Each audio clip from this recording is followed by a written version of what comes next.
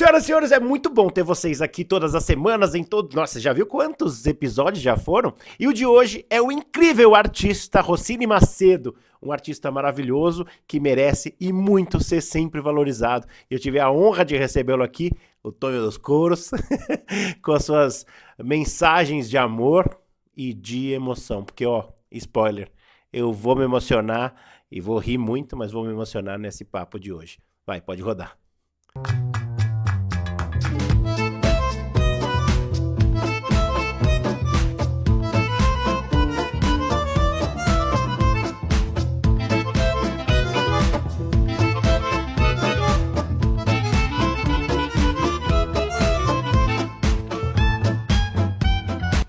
Senhoras e senhores, olha, como eu falo, sempre grandes convidados, pessoas incríveis que eu admiro, e hoje o convidado da casa é ele, o maravilhoso, talentosíssimo, humorista, palestrante, cara, o cara é poeta, é tudo. Ele, Rossini Macedo, senhoras e senhores, beleza? Aí, Alex, bacana, cara, que honra estar aqui com você, fico feliz. Cara, A gente compactua da mesma missão, né, de ir para as empresas, fazer as pessoas se inspirarem nelas mesmas, para poderem serem pessoas melhores, fazer o trabalho de forma mais excelente.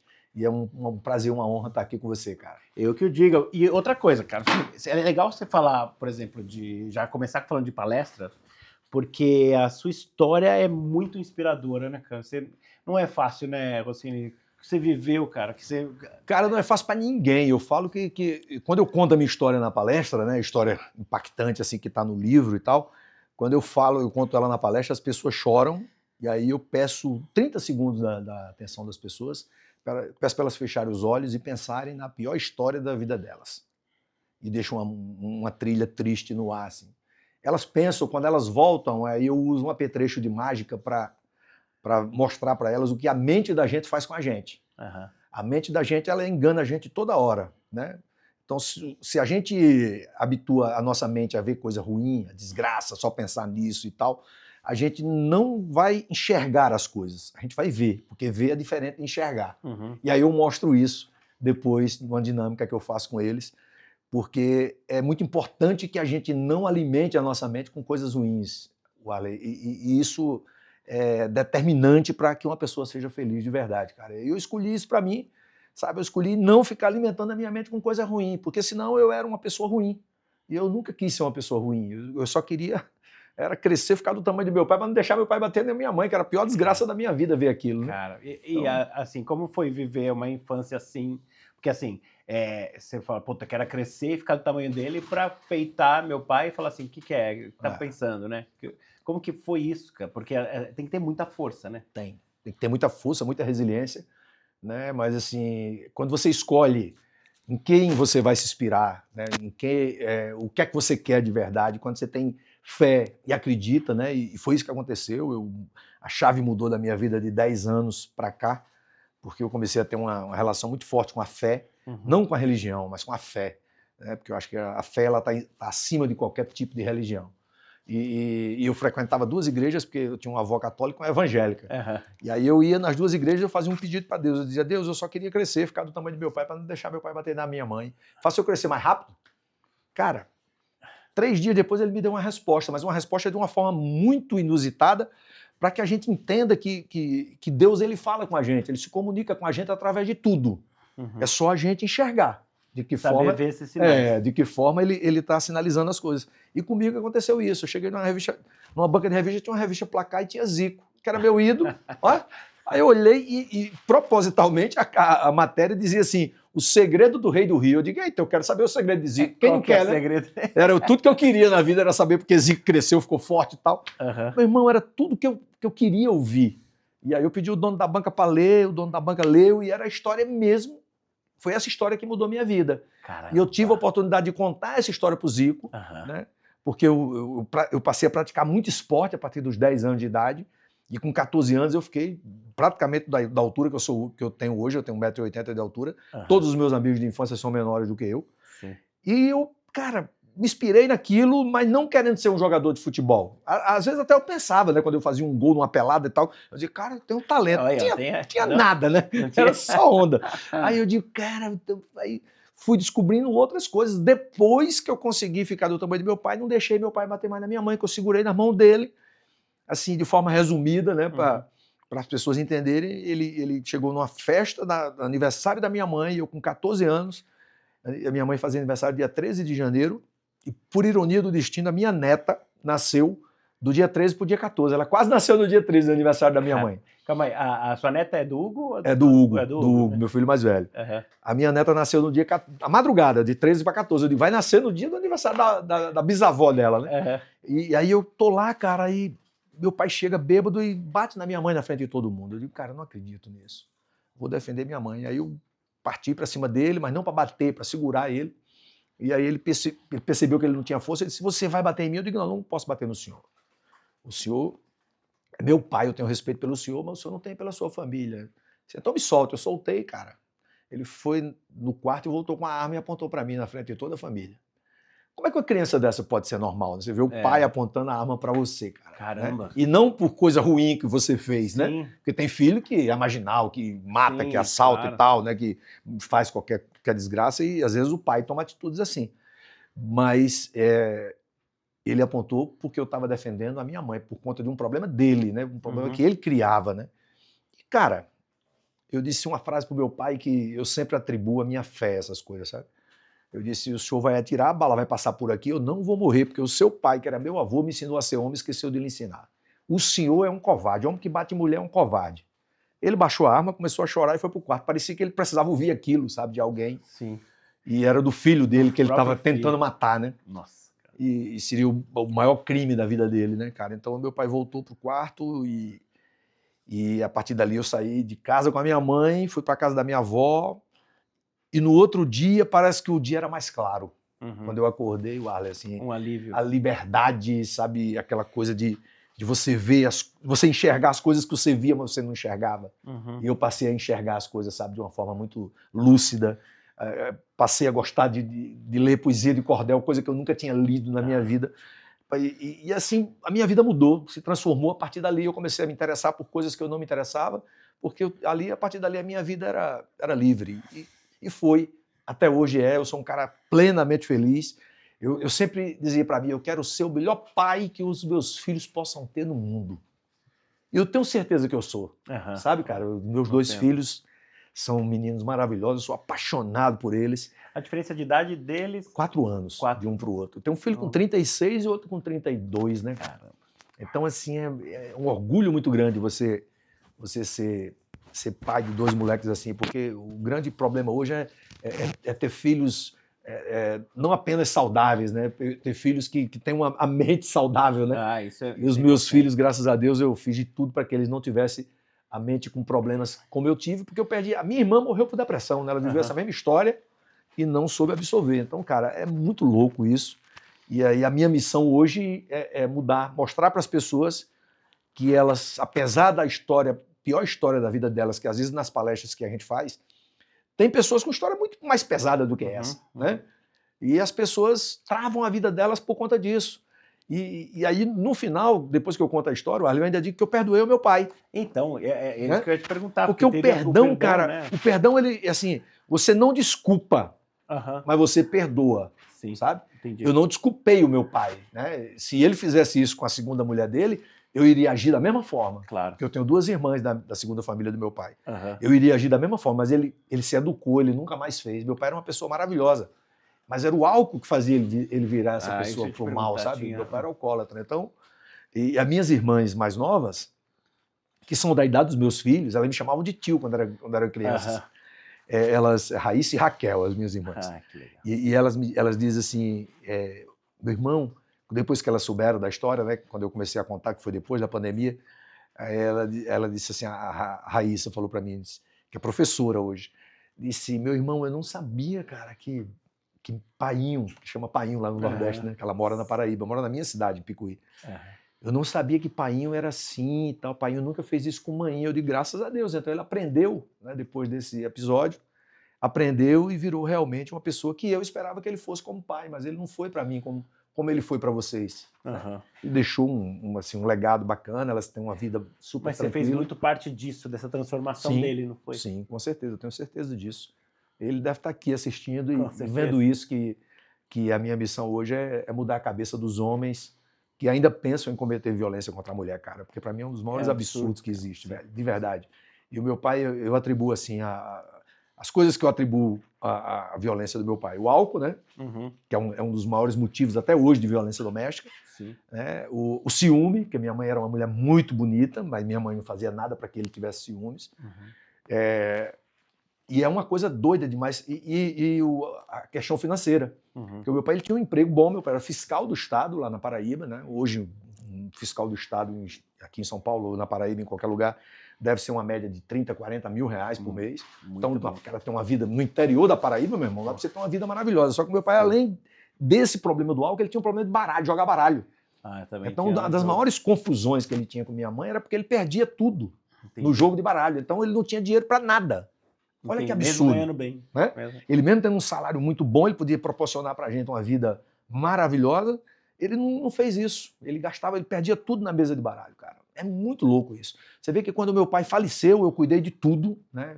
Ele já com 2 filhas e tal, a segunda família dela. Eu cuidei de tudo dele, assim, porque a última frase do meu pai foi um amigo de infância, um dos maiores amigos meus de infância, que era concunhado dele, casado com a irmã da mulher dele, a segunda mulher dele, levou ele para o hospital. Ele morreu do coração. E aí a última frase foi para esse meu amigo e para a mulher dele. Se entregue tudo a Rossini que ele sabe resolver. Porque a mulher dele era uma empregada doméstica, não tinha muita noção, não sabia muitas coisas, né? Uhum. E aí, cara, eu digo, tá bom. Fui para Picuí, resolvi tudo que tinha que resolver e tal. E é muito louco você pensar assim, né, cara? Como é que pode o cara... Aí eu fui pagando as contas dele na cidade, assim. Ele devia a todo mundo, cara. Ele era o coletor, ele era o chefe dos fiscais da minha região. Olha que doido. E ele devia a todo mundo na cidade. Uhum. Supermercado, farmácia, posto de combustível, tudo que você pensar ele devia. Mas não tinha uma casa para morar. Olha que louco isso. A mulher dele hoje tem umas 20 casas na minha cidade. Caramba. Só para tu ter uma ideia. Caramba. Isso é 30 anos depois, né? Olha que maluco Não, que é e isso. você ainda honrou o nome dele, Exatamente. Né? Não, aí eu pagando as contas e tal. Eu lembro que eu cheguei no supermercado para pagar, era com a maior conta, e a dona do supermercado olhou assim e disse: não, Rocinda, eu não quero não. Não quero receber não. Eu digo, mas por quê? Eu quero pagar. Aí a mulher do meu pai, né, fazia assim, me beliscando, né? Não paga não, não paga não. Aí eu disse, como assim, senhor? Eu quero... Ela, não, porque o seu pai ele me ajudou tanto, ele fez vista grossa para tanta coisa minha aqui, que eu, assim, eu não tenho nem como cobrar uma conta do seu pai depois que ele morreu. Aí eu digo, cara, que louco. Mas o mais incrível foi um agiota da minha cidade, que era meu amigo de infância, depois se transformou no agiota e tal. Ele veio me cobrar uma conta. Né? Aí eu olhei e tal. Aí ele disse assim para mim, ele disse 2 coisas para mim. A primeira coisa ele disse assim, cara, teu pai tem uma promissória comigo. Aí eu disse, essa promissória é de quê? Ele tomou dinheiro emprestado a você? Aí ele falou, não, ele perdeu no jogo de baralho, eu estava no jogo e emprestei para ele o dinheiro. Eu digo, então você não vai receber não. Porque a coisa que eu mais odeio no mundo é jogo de baralho. Eu não sei uma carta de baralho, irmão. Justamente porque eu vi meu pai perder tudo numa mesa de baralho. Então não vou te pagar não. Aí ele disse, não, é justo, mas eu vou te contar uma história do teu pai. Eu digo, qual é? Você lembra na época que você estava ferrado, porque eu tinha uma empresa com 60 funcionários e tal, e eu estava muito ruim das pernas, a minha empresa estava muito ruim. Aí eu achei que meu pai tinha se equilibrado financeiramente, sabe? Aí um dia eu liguei pro meu pai, assim, eu estava desesperado atrás de uma grana, e eu não queria pegar com a agiota, né? E assim, sem crédito no banco e tal.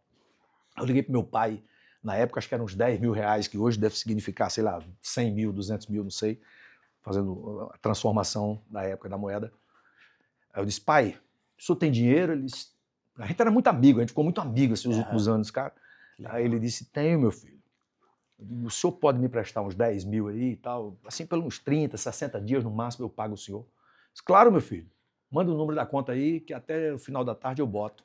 Cara, eu não acreditei, sabe? Eu digo, pô, meu pai se transformou de verdade. Quando foi no final da tarde, caiu na conta, cobriu o meu cheque especial. Eu digo, cara, eu não acredito. Meu pai resolveu o problema. O AJ me disse isso, depois que ele morreu. Disse, seu pai me pediu um dinheiro emprestado para emprestar para você. Ele não tinha dinheiro. Nossa. Ele me pediu dinheiro emprestado para emprestar para você. E depois que você pagou, ele me pagou os juros e não te cobrou os juros. Ai, que sensacional. Cara, eu chorei pra caramba, assim, porque aí eu digo, ó, meu pai realmente era o que eu pensava dele, né, cara? Sim. Ele não era aquele cara que batia na minha mãe, ele era esse cara aqui. Esse é o que é o meu pai, né? Esse que é o cara. É isso aí. Caraca. Eu nunca contei isso, nem no livro eu contei essa história. Sensacional. Não tem como não se emocionar com essa história aí. Mas o que é muito legal também, Rossini, que eu percebo, é como é que esse menino conseguiu... Porque assim, eu sei da história da sua empresa, com 60 funcionários, você tinha uns 30 anos e tal, né? Por aí. Mas o menino Rossini achar forças para ter essa saúde mental. Cara, não é fácil, mas assim, eu sou um cara que eu sempre digo assim, eu me amo muito, eu gosto muito de mim, sabe, cara? Sim. E eu digo que as pessoas, elas têm que se amar muito, elas têm que gostar muito delas mesmas, sabe? Se você não gostar de você não pode gostar do próximo, você não pode gostar da tua mãe, do teu pai, do teu irmão, da tua esposa ou a mulher do marido. Uma pessoa... E eu sempre fui um cara muito bem-humorado, mesmo com esses problemas, né? Eu tinha muitos amigos assim, na realidade eram 3 grandes amigos, que são meus amigos até hoje, sou compadre dos 3, sou padrinho do filho dos 3 e tal. E eu tenho um que é o mais rico da cidade, meu grande amigo, que é o empresário, continua na minha cidade. Os 3 continuam lá, né? Aí eu brinco, né, que um trabalha na prefeitura, o outro é o dono da maior rede de táxis da minha cidade, tem 2 táxis, e o outro é o maior empresário da cidade, realmente. Esse cara é um gênio, assim, fenomenal, que é meu amigo Sanderli, o nome dele. Sanderli.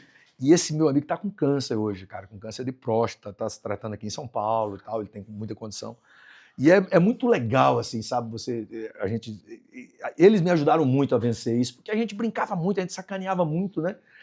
Fora eles, não, aí eu só tinha inimigo, né? Porque eu era um menino que batia em todo mundo, eu brigava com todo mundo por conta daqueles problemas, né? Claro, sim. E eles, Reflexo, né? e eles me salvavam, né? Por exemplo, o taxista, o Joca, uma vez salvou de eu matar um moleque, cara. O moleque era muito ruim, e eu era um menino, mas esse moleque era perverso. Eu era um menino ruim, mas um menino de fazer maldade com as pessoas, mas não assim de fazer maldade física ou alguma coisa assim. Sim. Era sabe, de responder as pessoas de uma forma brusca e tal. Mas esse cara era maldoso, sabe? Era aquele cara que fazia as coisas tirava sua roupa para você sair nu na rua, um moleque ruim demais. E ele, uma vez, depois que eu fui para a capital, que eu voltei, já voltei forte, grande e tal, aí ele era menor do que eu e ele chegou tirando uma onda lá. Aí eu só olhei pra ele assim, o que foi? Ele só falou o que foi. Rapaz, eu bati tanto nesse cara. Eu botava o cara no chão e pá. Aí Joca que me puxou de cima. Eu ia matar o cara de tanta porrada. Eu digo, tem que agradecer um amigo desse, né? Que eu podia ter cometido um crime quando eu era moleque. E esse cara, pra você ter uma ideia da história desse cara, esse cara hoje tá preso, até a última vez que eu vi a história dele, ele tá preso por estupro. Olha, é porque o cara nasceu pra ser ruim mesmo, não tem jeito. Não, e pô. Mas o negócio de nome, por exemplo, o dono do táxi, qual é o nome dele? Sanderli? Joca. Ah, o Joca, e o outro é o... Jojó, que trabalha na prefeitura, e o Sanderli, que é o dono Sanderli, cara. Por que os nordestinos têm essa mania? Tem uns nomes, Porque meu pai é alagoano, por isso que ele me deu o Arley. Eu sei que o seu é uma homenagem ao russo, não é isso? Meu primeiro nome é Múcio. Múcio Rossini Macedo. E Múcio foi minha tia, 2 tias que me deram esses nomes, né? A minha tia Delza me deu o nome de Múcio, era professora universitária, e a outra tia Rodemilha. O melhor nome dessa minha tia, Rodemilha. O meu avô era Roldão e minha avó era Milha. Aí ela nasceu, botaram Rodemilha. Cara, é sacanagem, né? E ela é linda, ela tem 80 e poucos anos, ela é linda. Você não acredita como a minha tia é linda, cara. Mas o nome dela, meu irmão, tem que virar piada, porque é engraçado. Rodemilha. E todo lugar que eu tô, você pode ir no meu Instagram, você vai encontrar. Eu tô numa palestra, assim, um cara vem me pedir um autógrafo no livro, eu tirar uma foto. Eu ver o crachá do cara, se tiver crachá em evento de empresa. Eu ver o crachá, for um nome diferente, eu faço um vídeo com o cara. Né? Cara, porque tem muito nome estranho, principalmente no Nordeste. Esses dias eu fui na Bahia, meu irmão, era cada nome estranho que você não acredita, assim. Eu digo, não, até aí eu gravo os vídeos, mais um vídeo de nome estranho, aí boto lá, porque é muito legal esse negócio. O cara conviver com isso a vida inteira, né? Agora eu quero chamar um amigo estranho aqui que tá aqui, Duda.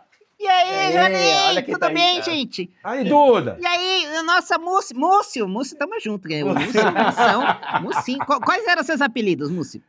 Mousse de chocolate, de né? chocolate, de Mas baunilha. pelo menos eu sou gostoso, né, velho? Pois é. Mas Mousse de maracujá, eu tinha calmo. Eu sempre levei na sacanagem, assim, as coisas, Claro, sabe, velho? Isso é muito bom. Isso, eu lembro que quando as pessoas sabiam que cidade pequena, as pessoas sabiam que meu pai batia na minha mãe. Aí eu chegava na escola e os vizinhos, tua mãe tava apanhando ontem, não sei o quê. Aí eu dizia, não, meu irmão, minha mãe tá treinando para lutar boxe. Ela tá treinando com meu pai. Caramba. Que era pra disfarçar a parada, sabe? Porque eu Sim. ficava com vergonha, né, meu irmão? Claro, claro. E, porra, você... Claro. Então eu sempre usava essas artimanhas pra fugir daquelas histórias, assim.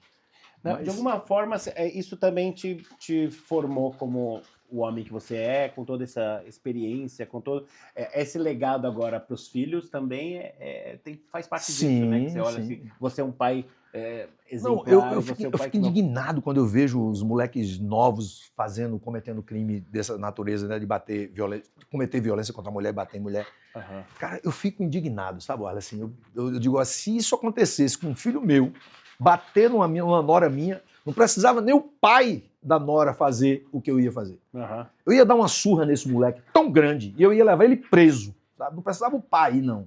Eu já disse aos meus 2 filhos, Uhum. que eu tenho 2 noras maravilhosas. Eu digo, se isso acontecesse, meu amigo, isso não vai acontecer porque Não vocês não vai. foram criados para isso. Sim. Mas se acontecesse, pode ter certeza que eu dava uma surra grande em vocês e eu mesmo levava vocês presos. Não precisava ninguém me pegar, não. Eu levava e deixava na delegacia e botava um advogado para você nunca mais sair da cadeia.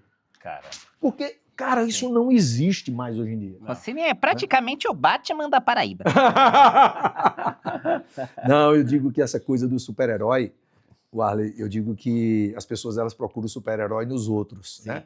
Procura super-herói no político, super-herói num jogador de Salvador da futebol, num pátria, né? artista, mas o super-herói está dentro de você que está assistindo a gente. O super-herói da gente está dentro da gente. Eu descobri isso. Né? Quando eu criei o Tonho dos Couros passou a ser meu super-herói, porque o Tonho dos Couros salvou minha vida. Então, o Tonho dos Couros é uma homenagem a um poeta paraibano, né? É. Ao exato. André... Antônio Henriques Neto. Antônio Henriques. É um grande poeta, assim.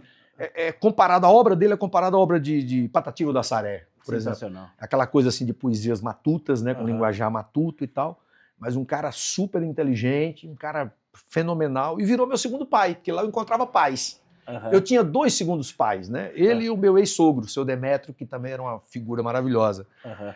Então eu comecei a conviver, casei muito cedo por conta disso, né? Eu namorei com as 2 filhas mais novas de seu Antônio, tentando casar, mas elas não quiseram casar Não comigo. quiser? Aí eu casei com a filha do seu Demétrio, Olívia, que é a mãe de meus filhos. Aham. E passei a conviver com, assim, com 2 homens maravilhosos, cara. Eu sentia muita paz na casa dos 2, assim, sabe? Aham. Eu digo, cara, quando eu crescer, quando eu casar, eu quero ser igual a esses 2 homens aqui, né? Esses 2 pais e tal. Tanto é que seu Antônio, ele tem 7 filhos. E todos os filhos dele, inclusive as meninas, são minhas amigas, moram na Inglaterra, que eu namorei com elas, a Adriana e a Adeilma. Toda vida que eu vou em Picuí, os irmãos dela fazem um jantar para mim. Eu vou lá, tá aí Francisco, que é um dos filhos dele. Da última vez me deixou emocionado, que ele no meio do jantar, assim, eu tinha levado 2 amigos meus grandes amigos lá do Espírito Santo, para conhecer Picuí, minha cidade, foi em 2024. Aham. E aí tô lá com esses caras, bicho, e ele fez aquele jantar para mim, para os meus amigos, e ele falou uma coisa assim, ó, pai deixou um grande legado, mas o maior legado de pai foi deixar o 8º filho, que foi você. Você é nosso Isso não 8º tem preço, irmão. né? Isso não Então, tem preço. Isso não tem preço. eu tive a oportunidade de homenagear ele, né, cara, na Aham. televisão. Então, parece que a história, me corrija se eu estiver errado, ele não gostava muito de contar a história dos couros, porque parece que ele ficou devendo, não foi alguma coisa assim? Ele sofreu um trambique, na realidade, um cara passou uma perna dele, né, um motorista de caminhão, comprou um caminhão de couro, Aham. e ele era caminhoneiro, estava lá nessa mesma distribuidora para descarregar alguma coisa, eu acho que era rapadura, alguma coisa assim, e aí o cara chegou, precisava de um avalista, o cara falou, seu Antônio aqui me avaliza. Aí ele caiu na besteira de avalizar o cara, né, meu irmão? O cara passou 10 anos pagando, todo mês ele pagava a prestação do que ele devia lá na promissória, e aí a turma botou o apelido dele de Tonho dos Couros, ele ficava puto, quem é que não vai ficar puto com o negócio desse? Chega aí pagando o negócio ainda. Aí eu lembro que meu avô era muito amigo dele, né, porque o seu Antônio era mais velho do que o meu pai, Aham. e o seu Antônio morreu em 2017, com 94 anos. Aham. E ele era uma sumidade, assim, um negócio.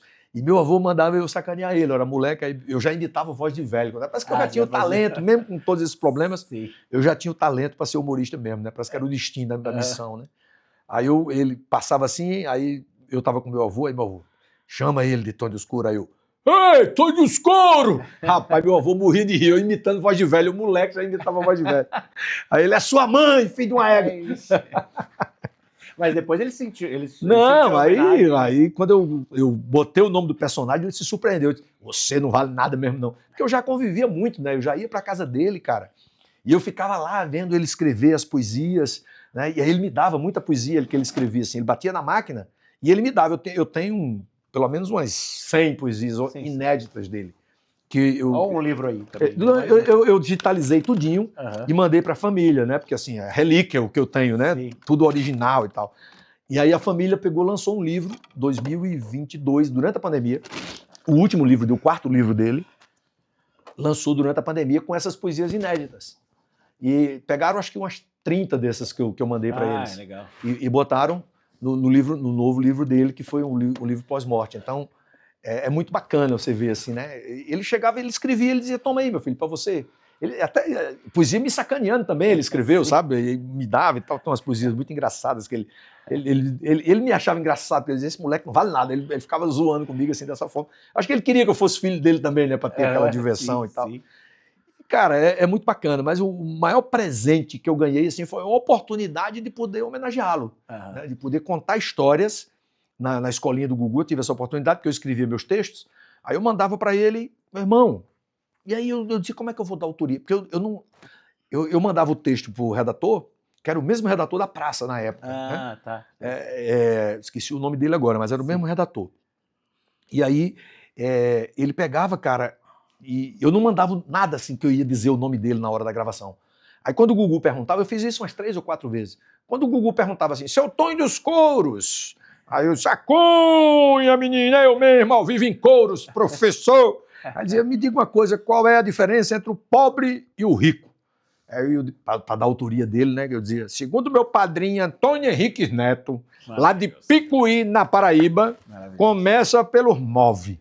Move de pobre é fuá, peneira, pote, balaia, arupembe, caçoar, gaiola de papagaio. Essa poesia tá no livro. Eu fiz questão de botar no livro porque é uma poesia assim, é grande, extensa, mas é muito engraçada porque ela fala as coisas do rico e do pobre, assim, sabe? E no final ela diz assim, depois que morrer, se você misturar os ossos, qual é a alçada do rico? Né? É isso. Lindo. É muito linda a E poesia. fora a sabedoria, né? Sim, ele era fenomenal. Aí a mulher dele, dona Severina, ela ligou para mim. Essas 3 vezes que eu fiz, ou 4, eu não lembro a quantidade, ela ligava para mim, na segunda-feira, porque ela achava que a escolinha era ao vivo. No início não era, depois passou a ser. Aí ela ligava para mim, disse, meu filho, eu não liguei ontem porque você estava em São Paulo fazendo o programa, tô te ligando hoje porque Antônio chorou tanto quando viu você falando o nome dele na televisão. Eu disse, cara, isso não tem preço, né, irmão? Deus é maravilhoso, ele fez, né? Porque, assim, de verdade, irmão, se seu Antônio fosse um cara igual a Chico Anísio, tivesse saído de lá, ido pro Rio ou para São Paulo, ou vindo aqui para São Paulo, ele tinha sido um dos maiores gênios da TV brasileira. Porque ele era muito inteligente, ele era muito genial, muito engraçado. Aquelas rodas de amigos, assim, juntava todo mundo para ouvir ele declamar aquelas poesias. E, assim, naturalmente, isso passou para mim. Olha que louco isso. Né? Quando eu li o livro dele a primeira vez, que eu decorei 5 poesias do livro dele, meu irmão, todo lugar que eu estava na escola, depois do acontecido com meu pai e minha mãe, eu passei a ser o moleque mais querido da escola. Eu era um moleque escanteado. Eu fui expulso da mesma escola 5 vezes. 5? Da mesma? Da mesma escola. Caramba. 5 vezes. Será que eu era ruim? Mas você leu o livro dele, você tinha que idade? Eu tinha 10 anos, a primeira vez. E aí você foi conhecê-lo pessoalmente? Não, eu já conhecia, desde pequeno. Você Eu já conhecia ele conhecia, pessoalmente. e aí você Já leu o livro. admirava, mas nunca tinha lido, porque eu não sabia ler direito. Você sabia da reputação, sabia que o pessoal achava ele um Não, ele era amigo do escritor. meu avô, né? Então, meu avô achava ele engraçadíssimo. Eu tinha um bisavô, né, que era muito ranzinza e assim, aquele velho, assim, doente, mão de vaca, sabe? E seu Antônio, depois que ele aposentou como caminhoneiro, ele passou a ser mecânico. E meu avô levava o Toyota dele, tinha um Toyota, para consertar, meu bisavô. Levava para consertar o Toyota. E seu Antônio era o único que regulava o carburador do Toyota, sabe? E quando o seu Antônio terminava, aí ele ficava lá contando as histórias e seu Antônio ouvindo. Quando o seu Antônio imitava ele perfeitamente, era o vovô Emílio. Aí seu Antônio não cobrava. Ele achava bom, porque ele era mão de vaca, ele sempre levava lá, né? Seu Antônio não cobrava justamente porque seu Antônio queria ouvir as histórias dele. Olha que onda do... Caramba! Aí tem uma história dele... Ele pagava em história. Exatamente, pagava história. Aí tem uma história dele que é muito boa, né? Meu avô era ateu. E minha avó chamava Santa. Oi. Vovó Santa. Olha que ironia, velho. Minha avó era a mas coisa é por mais isso- linda não, do mas- mundo, a minha mas- avó. mas Mas ainda- ela era santa não só no nome, era santa mesmo. E aí, um dia, minha avó comprou uma imagem de Jesus e botou na sala. Sabe? Passou um cara vendendo no sítio, ela foi e comprou. Quando o velho chegou da roça, meu amigo, ficou revoltado. Chegou no sábado, dia da feira, o velho sentou na cadeira de balanço na varanda. Aí minha avó disse, vamos, Emílio, é dia de feira, vamos fazer a feira. Eu disse, vou não vou não. Mas por que você não vai? Você não arrumou um macho para lhe dar de comer? Manda ele lá comprar as coisas da feira. Será que ele era ignorante? Aí quando foi um dia, uma seca desgraçada no Nordeste, aí ele, vovó só via rezando, né, indo pra igreja, aquela coisa toda. Aí ele pegou, ajeitou a parede do açude dele todinha. Aí disse, eu quero ver se esse tal de Jesus aí, seu, é bom mesmo. Eu dou 10 tostões para ele encher meu açude, dar uma chuva e encher meu açude. Aí eu digo que ele é bom mesmo. Rapaz, uns 15 dias depois, deu uma chuva. Caramba. Deu uma chuva que levou a parede do açude, sabe? Acabou o açude. Aí vovó disse, eu não falei, Emílio, olha aí, você foi duvidar? Ele pegou, gastou o dinheiro que ele não tinha, vendeu vaca, vendeu boi, vendeu um monte de troço. Aí fez uma parede de cimento. Aí ele disse, agora eu dou 100 tostões, que eu quero ver ele levar essa parede. 3 meses depois, veio uma chuva, levou parede, não ficou nem um pedaço de tijolo para contar a história. Ele disse, se eu soubesse que chuva era tão barata, eu tinha pagado 1000 tostões. Será que o velho não tinha fé em nada, meu amigo? Aí seu Antônio contava essas histórias, sabe? Seu Antônio ouvia, né? Aí pai contava, eu achava lindo, cara. Mas é legal saber da tua experiência também, por exemplo, trabalhar com o Gugu, como é que foi isso? Assim... Cara, fundo, mas deixa eu só contar um negócio do seu Antônio antes disso, aí, de responder essa tua pergunta. Quando eu estava no auge assim, da minha carreira, que eu vendi muito CD, eu vendia CD pra caramba. Essa semana eu tive no Rio, final de semana passado, fui fazer uns eventos lá pros Correios, lá no Rio. Aproveitei e fui na Feira de São Cristóvão, fazia muito tempo que eu não ia, e eu vendia muito na Feira de São Cristóvão e aqui no Brás. Os nordestinos iam comprar meus CDs e tal. E o meu CD volume 9 vendeu mais de 100 mil cópias. Caramba! Então, assim, nessa época, eu já tinha um estúdiozinho e tal, um computador, um microfone e tal, que era móvel, eu podia levar para qualquer lugar. Aí eu levei para Picuí, botei na casa do seu Antônio um dia e botei para ele gravar as histórias. Eu, ele e Galego, que foi meu professor da educação física, que é genro dele.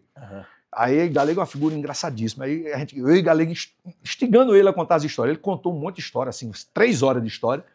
E a gente pegou, fez uma edição, botou em 1 hora. Eu mandei produzir um CD, mandei fazer 1000 cópias do CD. Caramba. E levei para ele em Picuí.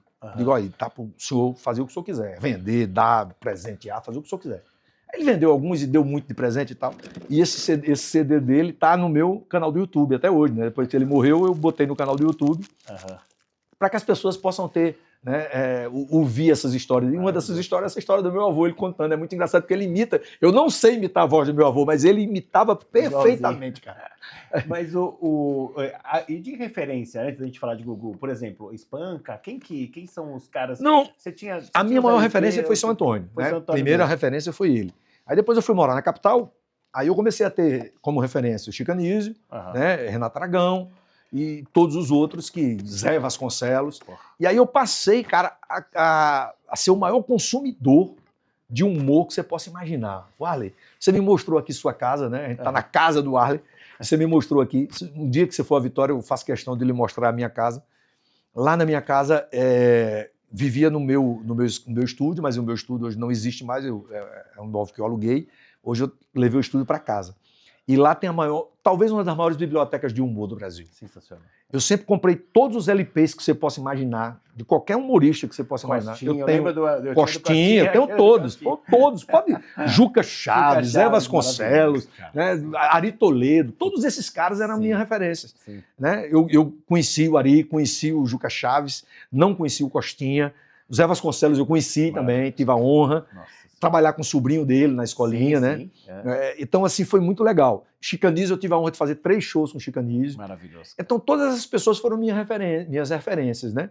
E aí, depois, quando eu comecei a pensar em fazer humor, eu comecei a ter um contato muito forte com já estava na minha cabeça, o humorista já existia, mas eu precisava ter um contato com os caras que que já viviam disso, né? E aí um dos caras que eu conheci foi o Espanta, que você citou aí, que era um cara muito bom, era uma pessoa muito ruim como pessoa, É porque eu ouço horrível. algumas histórias assim. Não, ele era uma das pessoas mais, assim, intragáveis que você possa conhecer no mesmo? mundo. Eita. Hoje, depois que ele morreu, aí vem um bocado de gente falar bem dele. Aham. Mas as pessoas todas, lá em Fortaleza, por exemplo, todo mundo falava mal dele. É mesmo? Todo mundo, todos os humoristas do Ceará falavam mal dele. Ele era aquele tipo de cara. E eu fiz alguns shows em Fortaleza com os amigos, que eu tenho muitos amigos em Fortaleza. E aí, quando eu chegava lá em Fortaleza, os caras diziam, rapaz, você é um cara bacana demais, porque você compactua com a gente. Porque naquela época não tinha as informações que a gente tem hoje, né? E eu tinha uma riqueza de repertório muito grande, né? Porque eu sempre li muito e comprei muito bebi muito na fonte desses grandes humoristas que eu acabei de citar, né? Aham. E lá em Fortaleza, os caras que não tinham acesso a isso, eles esperavam que você contasse uma piada pra ele. Ah, eu gostei dessa piada, vou botar Vou no usar. meu repertório. Mas, porra, piada é domínio público, qualquer um claro, pode contar e tal. Sim. E Espanta tinha esse problema. Se o cara contasse uma piada dele, né, ele fosse entrar depois do cara, porque lá os shows lá no Ceará são 4, 5 humoristas no palco, né? Aham. Aí ele entrava, ele dizia: você contou uma piada minha, eu vou contar de novo pra mostrar pra você que o povo vai rir mais do que eu rio quando você contou. Era assim. Ele era desse jeito. Caraca. Ele era muito maluco. Ele era aquele tipo de cara que o cara dizia assim: Espanta, eu tô ligando pra você porque Rociclé cobrou R$1.000 pra fazer um show e eu queria ver quanto é que você cobra. Eu cobro 500 pra ela não fazer. Caceta. Era desse jeito. E ele fazia 40 shows no mês, bicho. Porra, E assim, ganhava menos do que o Rociclé, que fazia 15, por exemplo. Entendeu? Aham, sim. Mas ele queria passar por cima de todo mundo. Ele era assim. Caramba. Eu lembro que quando eu ganhei o primeiro festival de piadas, ele ganhou o segundo, né? Aham. E aí, quando eu no segundo, eu já participei do júri, eu tava lá com o Tom Cavalcante e tal. Aí ele chegou no camarim assim, disse: Rossini, você. Ele falava tudo assim: você ganhou que carro? Aí eu ganhei um Gol, Espanta. Pois se Tom Cavalcante, se eu ganhar esse negócio de Tom Cavalcante me dá um Gol, quando chegar em Fortaleza, eu vou dar a minha empregada. Eu digo, mas por que isso? Tu acha que eu vou chegar num Gol em Fortaleza, vão dizer que eu tô quebrado? Olha. Era nesse nível, Nossa cara. Senhora. Não, é legal saber disso, porque a minha referência dele foi porque você falou de CD e eu recebi. Não, os profissional, CDs ele dele. era maravilhoso. Isso aí. Como você não vai dar risada de um cara? Ele já era feio. Você olhava pra ele já ria da feiura dele, né? E ele ganhou o festival de piada. Não sei se você sabe como ele tirou a chapa, né? Uma piada que ele tirou a chapa assim. Como é que o cara não vai rir do cara banguelo, bicho? De repente tirar a chapa. O Tom Cavalcante mesmo conhecia a piada, mas se mijou de rir, né? Mas uma que o Tom também se mijou de rir foi do orifício corrugado. Sim, não tenha dúvida, porque aí o grande lance era assim, que o Tom, eu digo sempre que, assim como o Tom Cavalcante, todos nós temos que conhecer tudo sobre o nosso trabalho. Sim. Né? Então, assim, é difícil você contar uma piada para mim que eu não conheça, porque eu estudo isso todo Claro, dia. sim, Né? sim. Então, é a mesma coisa quando eu vou na empresa, eu digo, você tem que conhecer tudo sobre o seu trabalho. O Sim. Tom Cavalcante é o maior exemplo disso. A gente chegou lá para participar do Festival de Piadas, os caras ficavam todos nervosos na frente do Tom, porque os caras contavam as piadas e o Tom sabia de tudo, ele não ria de nada, porque ele já sabia. Conhece. E a gente tem um problema, a gente não ri da mesma piada 2 vezes, mas a gente chora da mesma desgraça várias vezes. Né? O brasileiro é assim.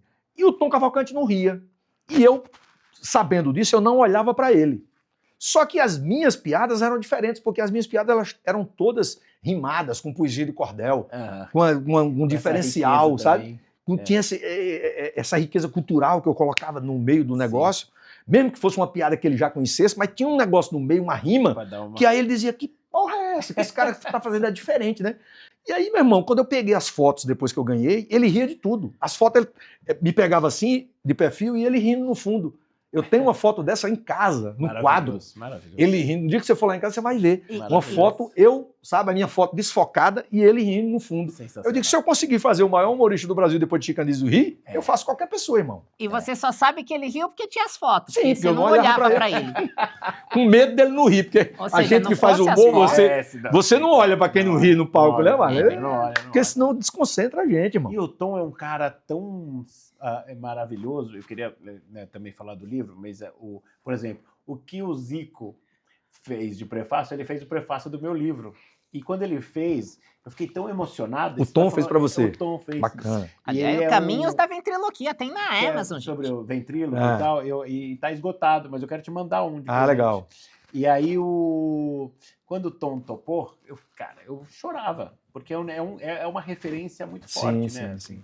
Aliás, a gente tá falando com ele pra ele vir aqui também. Né? E, cara, ele mora aqui perto. Né? O Tom é muito ocupado, né, cara? O Tom tem muita coisa muita e, assim, eu nem perturbo ele. De vez em quando eu falo com ele, assim, mas assim, 1 vez, 2 vezes por ano, para não, eu sei que a agenda dele é o muito... aniversário dele que foi agora. Nessas coisas, assim, nessas datas aí, parabéns, meu irmão e tal. Quando ele estreou com o programa com Acerta ou Cai, que eu fui lá e caí. E aí? Né? Porra, eu caí numa resposta... Foi na Argentina? Não. Foi aqui. Foi aqui. Eu caí numa resposta de salpicão, irmão. A resposta era salpicão. Eu digo, eu não acredito que eu errei isso. Ela tinha acertado um monte de coisa, cara. Aí na hora eu fiquei nervoso e tal, e me lasquei. Mas é muito louco, cara. Então, essas referências, velho, e vão sendo durante a vida inteira, porque a gente nunca sabe tudo, né? A gente sempre aprende alguma coisa com... Eu estou aqui aprendendo com você. Em qualquer lugar que a gente esteja, a gente está aprendendo alguma coisa nova, né? Hoje, por exemplo, eu estava aqui em São Paulo amanhã, não tenha dúvida que eu vou gravar um vídeo com essa senhorinha. Eu saí do flat que eu tô, desci para ir numa padaria tomar um café, e quando eu cheguei na esquina, tinha uma senhorinha fazendo tapioca. Eu disse, cara, eu não vou na padaria não, eu vou comer a tapioca dessa mulher. Comecei a ouvir a história da mulher. Como é que você não se sensibiliza com um negócio daquele? A mulher veio do Nordeste, de repente ela ficou viúva, veio para ficar com os filhos, foi ali fazer tapioca. Irmão, eu fiquei doido com a história da mulher. Aprendi pra caramba com ela, sabe? A tapioca dela é gostosíssima. Quando terminou, ela cobrou R$12, uma tapioca e um café. Eu digo, não, pelo amor de Deus, isso é barato demais. Aí eu dei R$100 a ela. Ela disse, eu não tenho troco, não, disse, é da senhora. Caramba. Rapaz, a mulher chorou. Aí eu digo, mas amanhã eu venho de novo, já tá pago a tapioca de amanhã, né? Ela, meu filho, venha mesmo de tal, não sei o quê. E ela nem sabe quem eu sou, mas eu fiz questão de amanhã eu vou fazer um videozinho com ela, porque são essas coisas que fazem a gente aprender com a vida, cara. De entender que uma pessoa pode fazer por ela mesmo, como eu estava falando, o seu super-herói é você mesmo. Né? E o Tonho é o meu super-herói, que é o nosso personagem. Quando a gente entende que a gente tem que ser um personagem para a gente sobreviver, porque um personagem não tem CPF, não declara imposto de renda, não tem nenhum boleto para pagar, não tem nenhum tipo de problema, não é? Eu descobri isso quando eu criei o Tonho. Eu digo, porra, o Tonho é muito feliz, por que eu não sou feliz assim como o Tonho é? Né? Aí eu passei a imaginar, e eu ganhei o primeiro festival de piadas com essa imaginação, cara, que só podia ir de cara limpa, não podia ir de personagem, eu só fazia o Tonho, porque eu não tenho cara engraçado, eu sei que eu não tenho, naquela época eu não tinha menos ainda, 20 e tantos anos. Mas o carisma tá sempre aí, né? Não, mas não tem, porque naquela época era espanta, o cara só olhava pro cara de espanta e começava a rir, pô. Verdade. A minha cara você não ria, né? Aí eu olhava pro cara e dizia, cara, como é que eu vou ganhar desses caras, que os caras são bons pra caramba e tem uma cara engraçada? Aí eu digo, não, é só eu imaginar que eu tô vestido de Tonho, mesmo sem estar vestido de Tonho. Mas o Tonho foi o primeiro? Porque tem mais 20 aí. Não, eu fui criando depois, mas o Tonho foi o primeiro. Zé de Ottila. O Zé de Ottila, inspirado também num cara da minha cidade, que era um bêbado, engraçadíssimo, que eu nunca vi ele bom na minha vida, e ele nunca foi num médico na vida. Engraçado demais, cara, ele morreu com 69 anos, olha a idade que ele morreu. 69 anos, até a idade é engraçado. E é tão louco isso que quando eu chegava na minha cidade, né, depois que eu estava fazendo sucesso e tal, e aí eu fiz o Zé de Ottila no programa do Gugu, no SBT, fiz o Zé de Ottila em vários programas nacionais e tal. E quando eu chegava, era muito doido isso, eu dava dinheiro a ele, sabe? Quando eu chegava, ele sabia que eu estava em algum lugar, ele ia atrás de mim. Aí eu chegava e costumava dar R$100 logo. Vamos, 100 aí, Zé. Ele passava 3 dias bêbado com R$100 na minha cidade, né? Eu contratava um mototáxi para andar de bar em bar gastando aqueles R$100. Uma cachaça é R$1. Então ele ficava... Meu irmão, e era assim, ele tinha uma paixão por mim muito grande, sabe? E aí, quando foi um dia, uma menina na minha cidade, porque sempre tem uma pessoa que não gosta de você, né? Qualquer lugar tem. Eu digo que em todo lugar tem gente ruim. Na minha cidade tem uma pessoa assim, que até hoje ela me persegue, essa menina. E tal, essa menina, bicho, ela me odiava. Quando foi um dia, ela, incomodada com o meu sucesso, ela foi pedir às pessoas para me processar. E ela me processou. Eu fui processado por 2 amigos meus de infância que eram homossexuais, que eu contei piada deles na época. Mas eu contei porque eu tinha liberdade, porque eu era amigo dos caras, claro, né, bicho? De infância e tal. Sim. E eu contei, e aí se usava o nome dele e o outro usava o apelido, brincando e tal. Tinha um que chama, né, que graças a Deus está vivo, chama Iramil. Aí eu brincava que eu dizia, eu sou aquela que não é 1, que não é 10, que não é 100, que é simplesmente 1000. Iramil. Era só o bordão, porque eu achava engraçado o bordão, né? Porque Aí eu criei um personagem e tal, fiz esse personagem do programa do Gugu, fui processado por conta disso. E o outro era Puluca, que era um professor, que eu também brincava e tal. E aí as piadas de homossexuais, de bichinha, eu contava, né? Que hoje não pode contar mais, mas eu contava naquela época com eles. E era muito engraçado. E ela foi me processar, e ela foi atrás dos personagens reais que eu criei, assim. Caramba, Né, o Zé de Otila, o Seu Antônio. Seu Antônio. Se ela chegou lá no Seu Antônio, levou um carão do tamanho do mundo. O Seu Antônio disse, eu vou processar, aquilo é meu filho, como é que eu vou processar um menino daquele? Você tá louca? Aí ela foi atrás de Zé de Otila, né? Aí Zé de Otila disse, como é? Eu vou processar a Rossini? Ele toda vez que vem aqui me dá R$100, você nunca me deu nada, vai se lascar pra lá. Ela se lascou. Aí ela entrou. Rapaz, o engraçado foi no dia que eu fui pra audiência, né? Que eu digo, marca a audiência. Eu peguei um advogado que é irmão de um amigo meu de infância. Eu digo, João, marca a audiência na véspera da festa de padroeiro, que eu aproveito e vou pra festa, fica aí o final de semana e tal. Aí ele, tá bom. Aí eu fui com meus filhos, fui de carro, inclusive, 2.000 quilômetros, fui de carro. Caramba. De férias, assim, era janeiro. Lá é São Sebastião, então era janeiro. Cara, quando eu cheguei lá, eu lembro que eu fui numa Captiva. A Captiva, na época, em 2010, era o carro do auge, assim. Do auge. Bebe bem, mas... Era. Aí eu comprei a Captiva zero e fui a primeira viagem da Captiva. Cara, quando eu cheguei lá, irmão, aí João olhou e disse, rapaz, tu vem logo num carrão desse aqui pra cidade, agora é que eles vão querer dinheiro seu mesmo. Aí eu digo, não, vamos lá pra audiência. Aí chegou lá na audiência, o juiz olhou pra mim, me deu um abraço, o juiz, não conhecia o juiz. Sabe, eu sou seu fã. Eu digo, pô, se o juiz é meu fã, não vou perder essa audiência, né? Aí eu digo, não, tá tudo certo. Olha o que é que o juiz fez lá. Na hora que eu tô no ar lá, na hora que eu tô na mesa dele, ele disse assim, então eu, o meu advogado, a menina, que era advogada dos dois homossexuais, pediu para os dois advogados saírem, e saiu um dos meninos, só ficar eu, ele e o juiz. Mandou até o escrivão sair. Eu nunca vi isso na minha vida. Se o direito me assiste a ouvir só as partes, então saia todo mundo da sala, saiu todo mundo.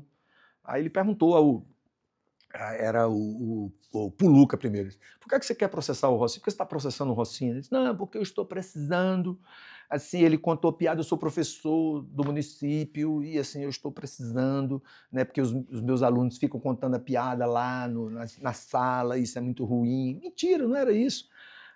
Aí disse, o que é que você quer? Não, eu queria um dinheiro assim, para pagar minha faculdade, porque faltam 4 meses e eu não tenho dinheiro assim, para pagar. Se ele pagava os últimos meses da minha faculdade, aí já era uma coisa justa, né? Aí eu achei bacana, aí o juiz disse, aí, você paga, Rocinho? Eu digo, depende, quanto é? 750 cada mês, era 600 conto. Eu digo, é mais barato do que eu pagar uma passagem para vir aqui de novo. Enfiei a mão no bolso e paguei na hora, né? Resolveu o problema. Aí veio o outro, né? O juiz mandou sentar, era o Iramil. Aí, se você, Iramil, que você está processando o Rocinho? Disse, não, eu estou processando porque ele fez o meu personagem, ele fez eu lá no Gugu. Isso é um absurdo, não pode. Eu sou uma pessoa de família e tal, inclusive a minha família é amiga da família dele, e ele fez isso e tal.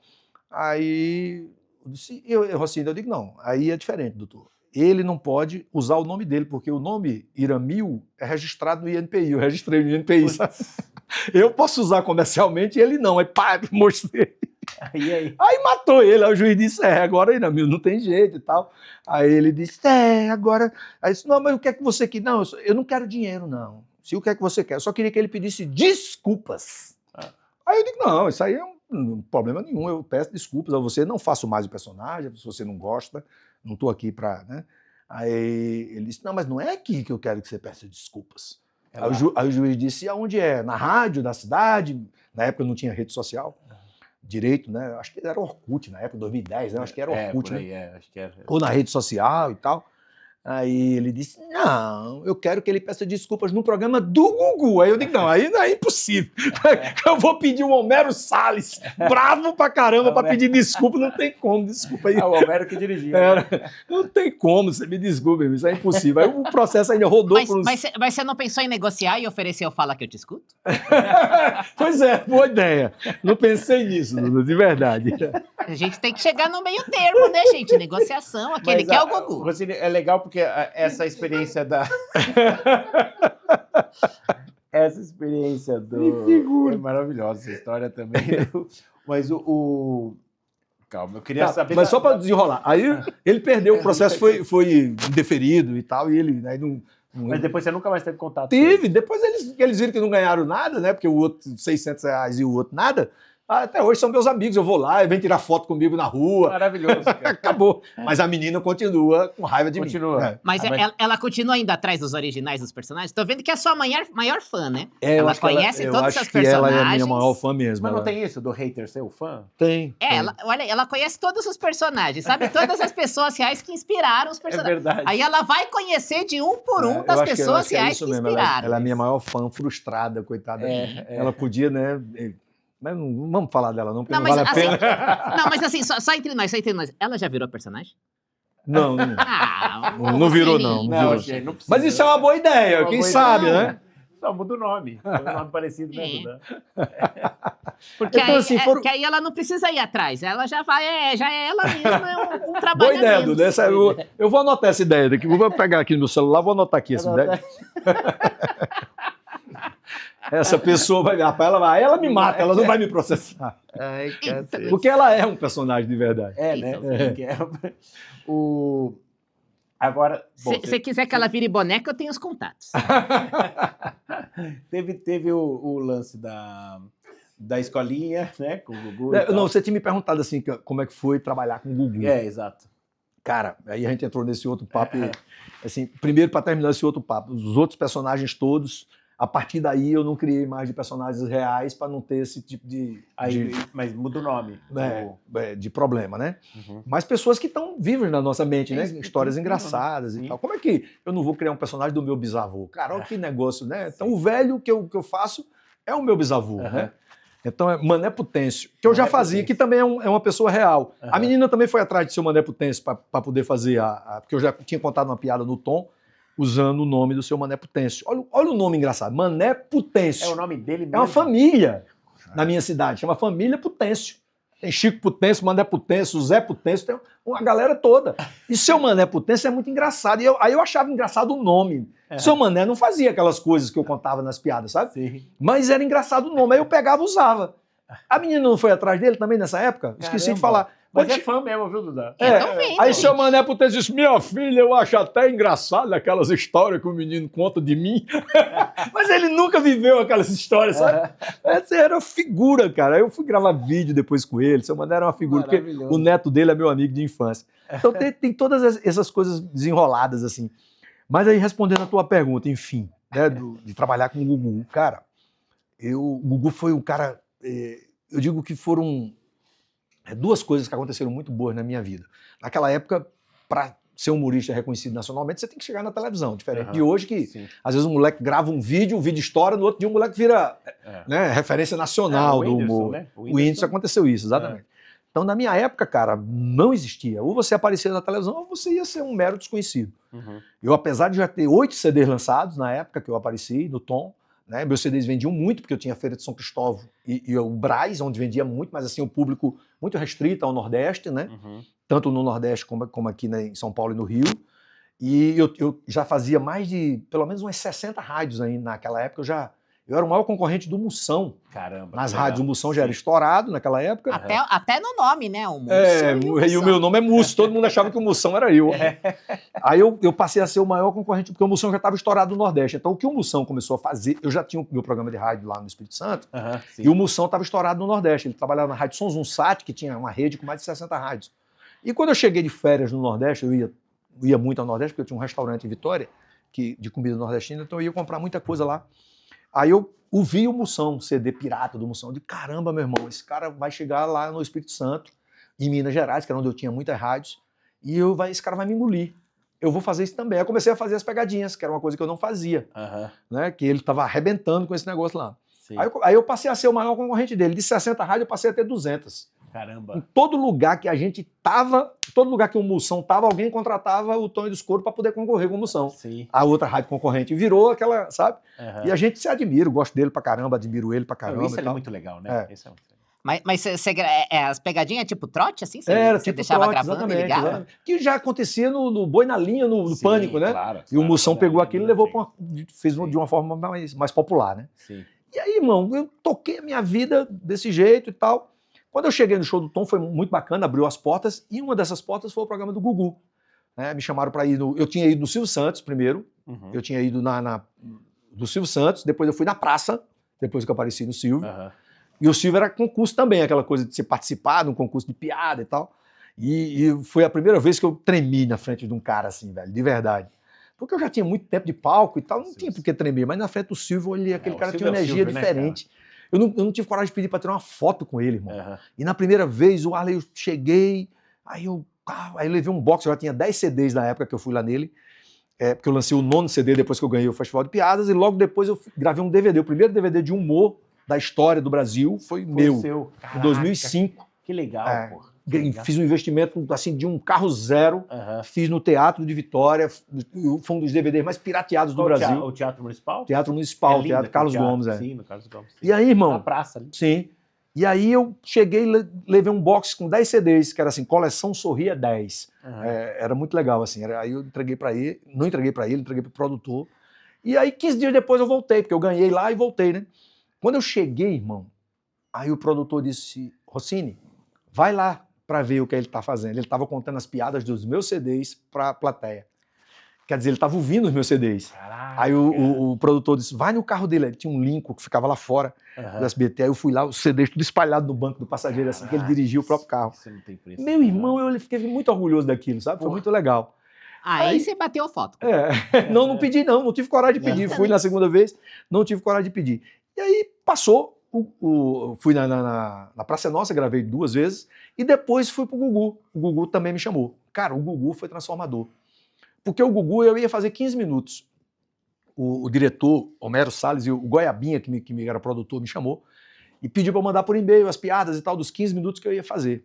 E pediu para fazer os personagens, fazer o Rossini, depois fazer o Tonho, depois fazer o Iramil, que foi lá que eu fiz o Iramil, e depois fazer o Zé de Otila e tal, beleza. Aí eu levei a personalização dos outros personagens e o Tonho, e fiz. Meu irmão, quando eu terminei os 15 minutos, o Homero Salles apareceu na frente, assim, tinha uma medição era ao vivo, né? Uma medição de Ibope na frente, e a gente tava ganhando da Globo. Caraca. Aí o Homero pergunta se ele pode ficar mais e tal. Wally, eu fiquei 1 hora ao vivo. Caramba! Se eu não tivesse repertório, eu tava ferrado. Eu tinha perdido a maior oportunidade da minha vida, né? Com certeza. E aí eu segurei, né, naquele repertório que podia falar para as famílias naquela época e tal. E, cara, foi muito bom, assim. Quando eu terminei, a minha produtora que estava lá, que era a Bruna Farizel, ela hoje é empresária aqui em São Paulo, uma menina maravilhosa que trabalhou comigo muito tempo e mudou minha vida.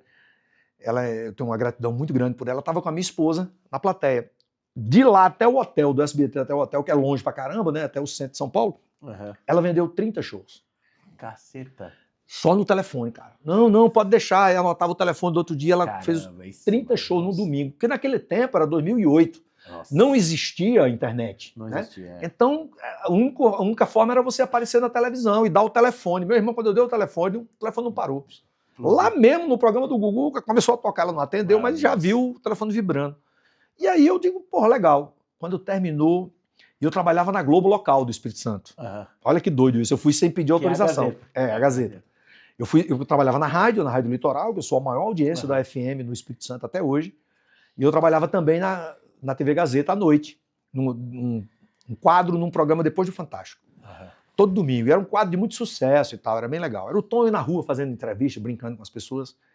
E aí, meu irmão, quando eu cheguei na segunda-feira lá na Globo, o diretor me chamou e disse assim, tem um problema aí, cara. Você foi no programa do Gugu sem pedir autorização, a direção nacional ligou pra cá, esse cara não é funcionário de vocês, e esse cara foi lá e tal, e aí eu vou ter que botar você de férias pra acalmar e tal. E férias lá significava demissão, né? Aí na terça-feira eu ia pra Macaé fazer um evento pra Petrobras. Quando eu tô em Macaé, liga Homero Salles.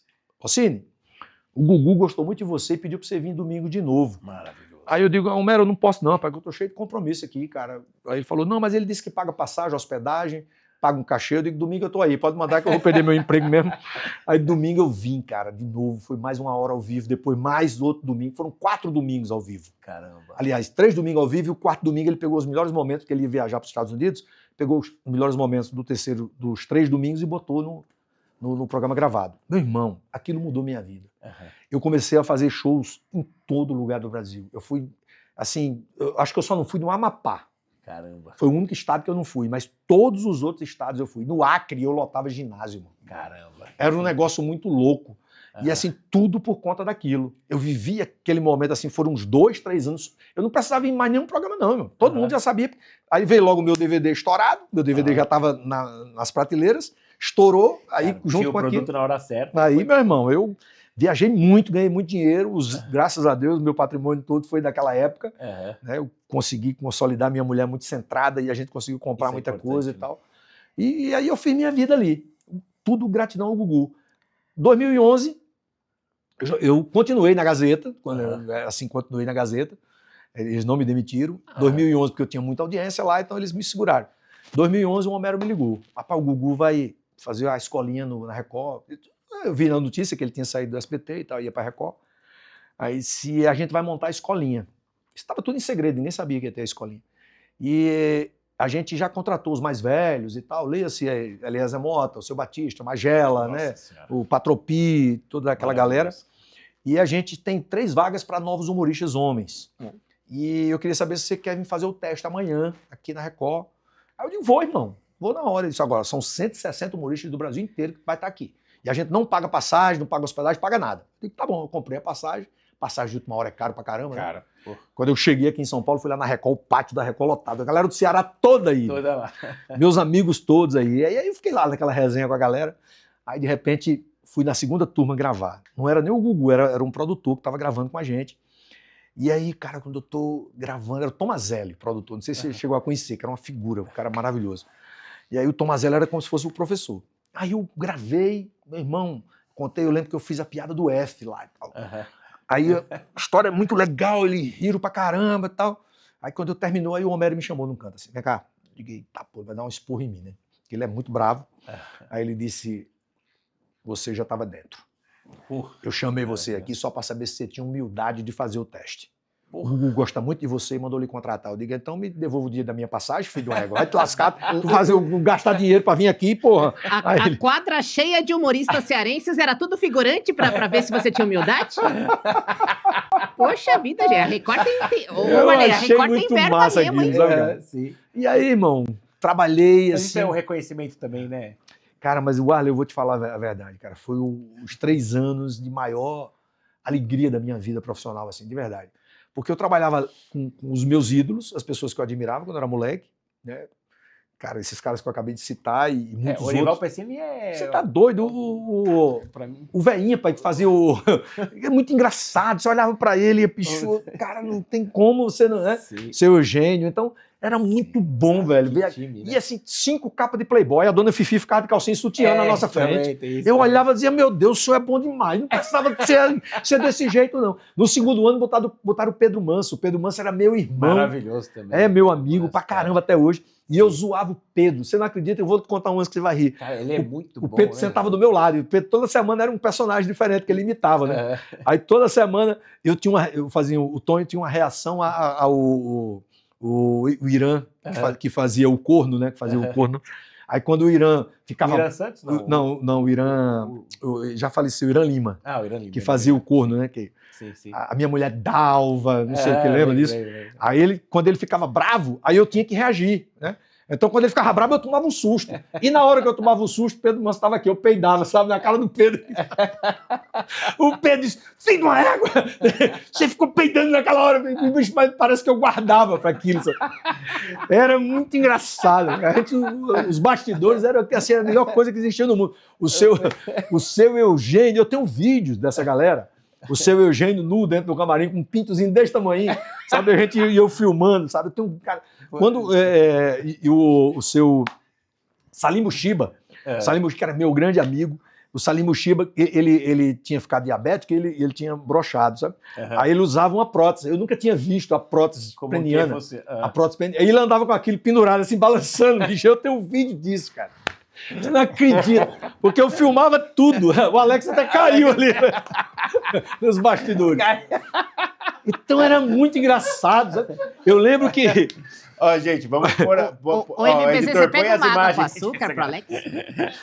E o mais legal, Arley, assim, que muito bom estar aqui com você, porque você é do ramo, aí você vai entender essas paradas. O mais legal de tudo foi assim, quando o Orival Pessini morreu, e eu era muito fã dele, virei amigo, tive a honra de virar amigo dele. A gente conversava muito, batia muito papo e tal. Ele me deu muito conselho legal. Ele fazia o Patropi? Fazia o Patropi e fazia o Fofão, velho. O Fofão lá também, né? Ele fez, teve em homenagem ao Fofão, ele fez lá Ele o fez Fofão. lá, É. fez lá. Fez lá com a gente. Todo mundo chorou quando ele fez o Fofão, porque o Fofão fazia parte Maravilhoso. da gente, da nossa infância. Irmão, de verdade, quando o Orival Pessini morreu, aí um produtor da escolinha, estava no Domingo Espetacular, disse, o Rossini tem um monte de imagem dele de bastidor. Putz. Aí ligou para mim. Uhum. Eu botei essas imagens todas no YouTube, estão no YouTube, mas estão fechadas, porque eu botei no YouTube para ele poder baixar aqui, né, e pegar. Cara, imagens super engraçadas, a gente no almoço, brincando com ele, né, e ele zoando a gente. E ele era um cara, assim, muito talentoso, mas não fazia, ele gostava de ser anônimo, né? Por isso que ele colocava máscara. Ninguém conhecia ele, né? Cara, isso é demais, Ninguém né? conhecia ele. Assim como ninguém me conhece quando eu tô sem o Tonho, né? Na época eu chegava em todo lugar, eu fui no lançamento da Playboy da Cacau, por exemplo, né? Foi a única vez que eu fui no lançamento de uma Playboy. E, cara, quando eu cheguei lá, eu fui com a Sheila, todo mundo vinha tirar foto com a Sheila, achando que eu era o marido da Sheila, mas ninguém tirava foto comigo porque eu era o Tonho, né? Não tava de Tonho. Aí eu passei até a usar umas camisas assim, chapéu, faz uns né? emojis aí, Tonho e tal, porque é meu super-herói, né? Para as pessoas me reconhecerem. Então, era muito bom, cara. E assim, além disso, eu não posso deixar de falar da melhor pessoa que eu conheci na televisão brasileira. O Gugu, para mim, foi a melhor pessoa, assim como pessoa, não só como profissional, estou falando como pessoa. Uma pessoa boa, de coração bacana, sabe, que ajudava todo mundo. Assim, eu nunca precisei de pedir ajuda, graças a Deus a ele, mas eu fui, né, o representante dos novos da escolinha, assim como o Eliezer Mota foi representante dos velhos, maravilhoso. a Sheila foi representante das mulheres. Nós fomos os três conversar com ele e pedir na época que ele dava casa todo domingo, né, ele reformava a casa e tal. A gente viu que o seu Eugênio, né, morava numa casa muito ruim, cara, muito feia, e a mulher era cadeirante, um filho cadeirante. Era uma vida realmente... Difícil, né? E ele tirou o seu Eugênio da rua. O seu Eugênio estava usando droga, né? Tava usando crack. Tava aqui em São Paulo, nessa rua de craqueiro aí, Cracolândia mesmo. E o Gugu é muito do coração tão bom que ele pediu um Homero para tirar, botar numa casa de recuperação. Antes da escolinha, ele foi para a escolinha, porque aí ele ganhava um salário bom, ele conseguiu, né? Ajeitar a família dele. Olha o coração do cara como é. Aí nós fomos pedir ao Gugu para dar uma casa para ele, os três. Caramba. Para ajeitar a casa dele, não era para reformar a casa. Cara, ele falou assim na hora, na frente da gente, disse, não, eu vou ver, porque tem muita gente na fila e não sei o que e tal. Mas ele não disse que não, né? Aí passou. 3, 4 semanas, irmão. A mulher dele entrou no meio da gravação, na cadeira de roda com um filho de cadeirante, os outros filhos. E aí mostrou, cara, tudo. Sabe? Reformaram a casa dele, botaram a casa com piscina, com cortina, com controle remoto. Eu digo, ele não vai saber ligar esses controles remotos, vai ser uma confusão da mulher.